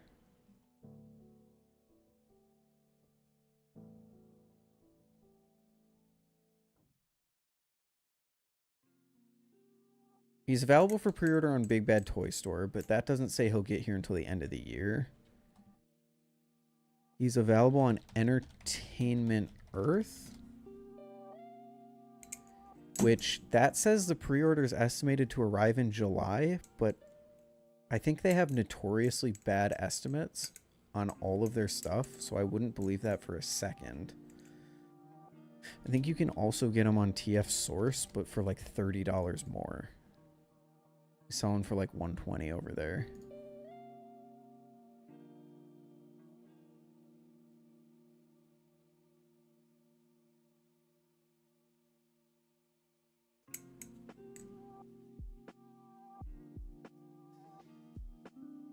Yeah, he's up on TF Source for pre-order, but again, $119. It says July as well for some reason.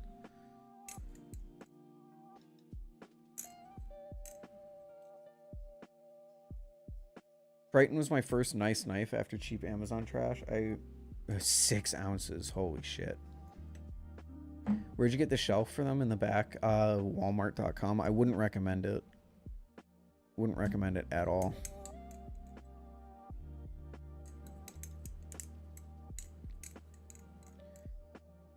It's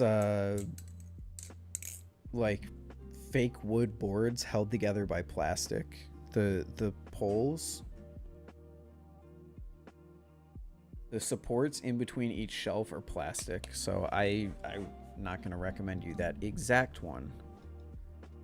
But have you ever thought of Hot Toys? Too expensive for me. Too expensive for me, and also nothing that I like. I'm not a super big normal action figure collector. I like Transformers because they're like, you can transform them. I don't know if there's any other thing that I'm so excited about that I want to drop $200 on like a mega realistic figure of. I bet people are going to make a Skybound upgrade kit for 86 Megatron. I hope so, but I don't know how that would look. Like, you can kind of just do Skybound Megatron if you just rip his arm off.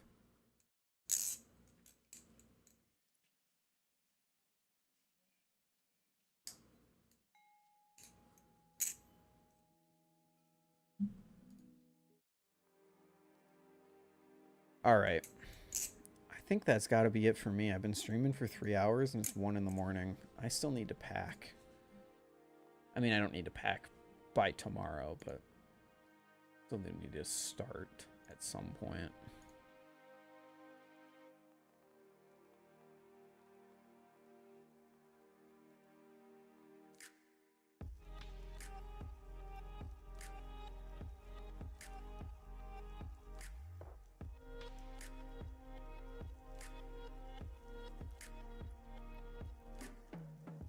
Yeah, I'm gonna get going.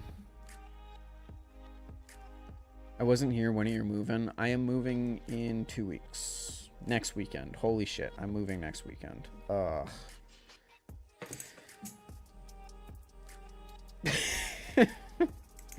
I'm moving next weekend. Okay.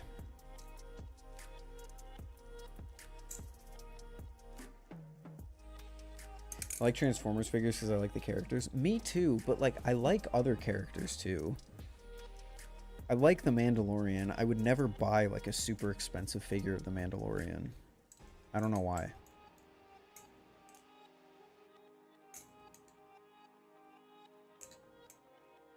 Literally just watching this before I sleep. Well, Carson, I hope you sleep well.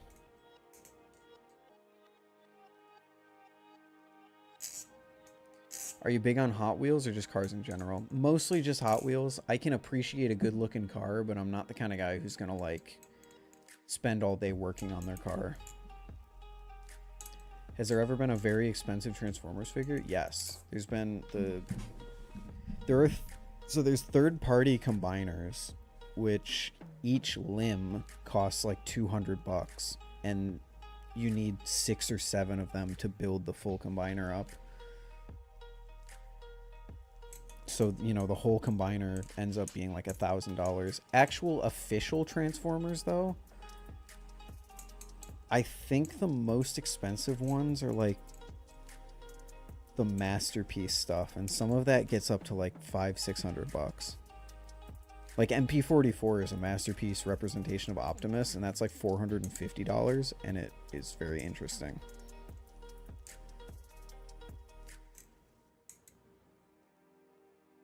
Good night, Joe. I hope you enjoy lounging. Stay safe. Sleep well. I'm gonna drop my thing on my desk. But yeah, I'm just into Hot Wheels as having little miniature representations of some of my favorite cars. What I miss? Everything, unfortunately.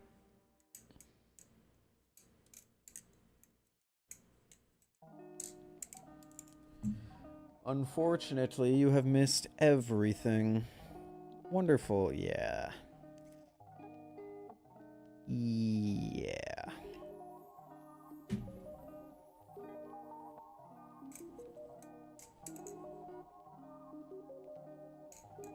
.30 Siege Megatron.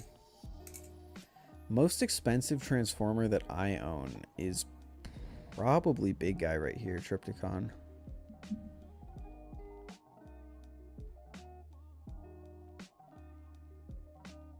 Yeah.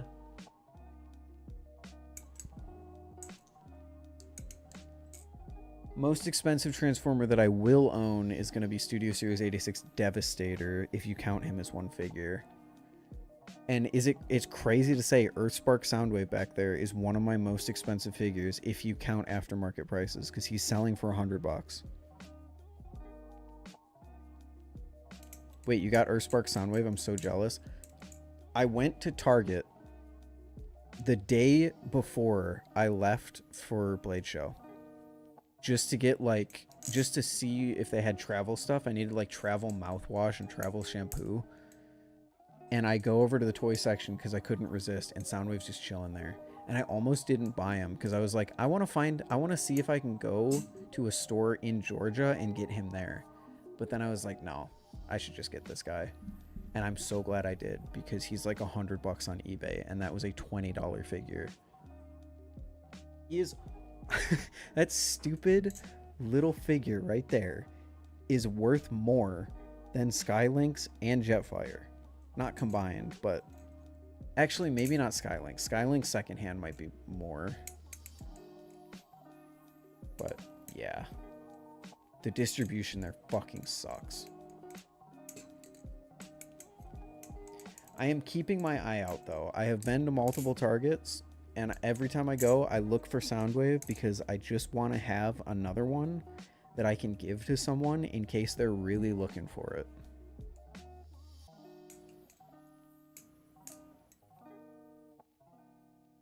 But judging on how rare he is, I don't think I'm going to ever find another one. So I'm glad I got that one. Also, how did you even see him? That's impressive. There's not many pixels back there. Me? I would... Yeah.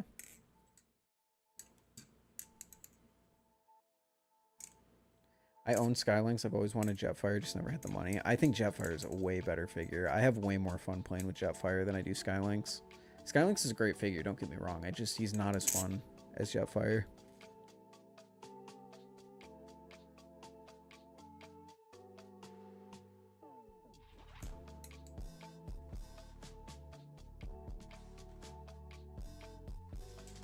Oh, you posted on Instagram, and I came across your post on Reddit. Ah.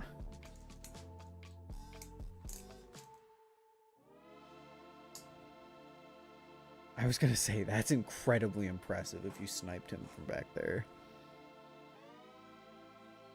I don't really think there's any recognizable figure back there besides the big guys at the top. that you can see with those pixels. I mean, maybe you'd be able to recognize red alert. Maybe you can recognize sludge. Probably Optimus right there.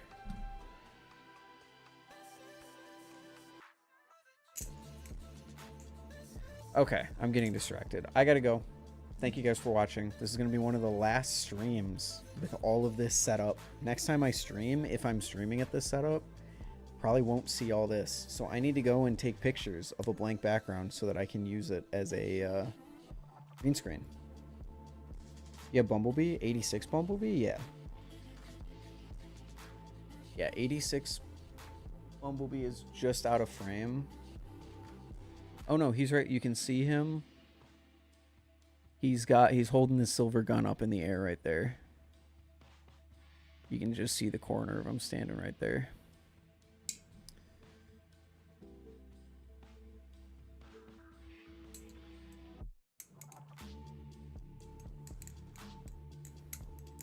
Hope moving goes smoothly. Thanks, dude. All right, chat. Drink up and good night. Thank you. Really quick before I go, does anyone have anything that they want to see in the background here? Because I'm going to take a few pictures so that I can use different things on different streams and kind of keep it interesting. Hydrate, don't dehydrate, too. True.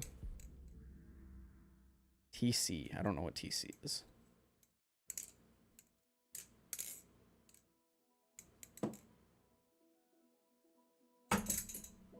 Show Prime Ratchet. TC. Oh, TC. I'm not. No. No. No TC. I forgot I even had TC. Prime Ratchet. I'll do my best to remember. There's a chance I might not. But Prime Ratchet. You got it. Forgot his name, but Dino Guy with Bally in his mouth. Ooh, yes. Good call. I don't know how I'm going to do this. This is going to be interesting, but we'll figure it out. Thank you all for watching. I hope you have a good night, good day, whatever it is, wherever you are. Have a good one.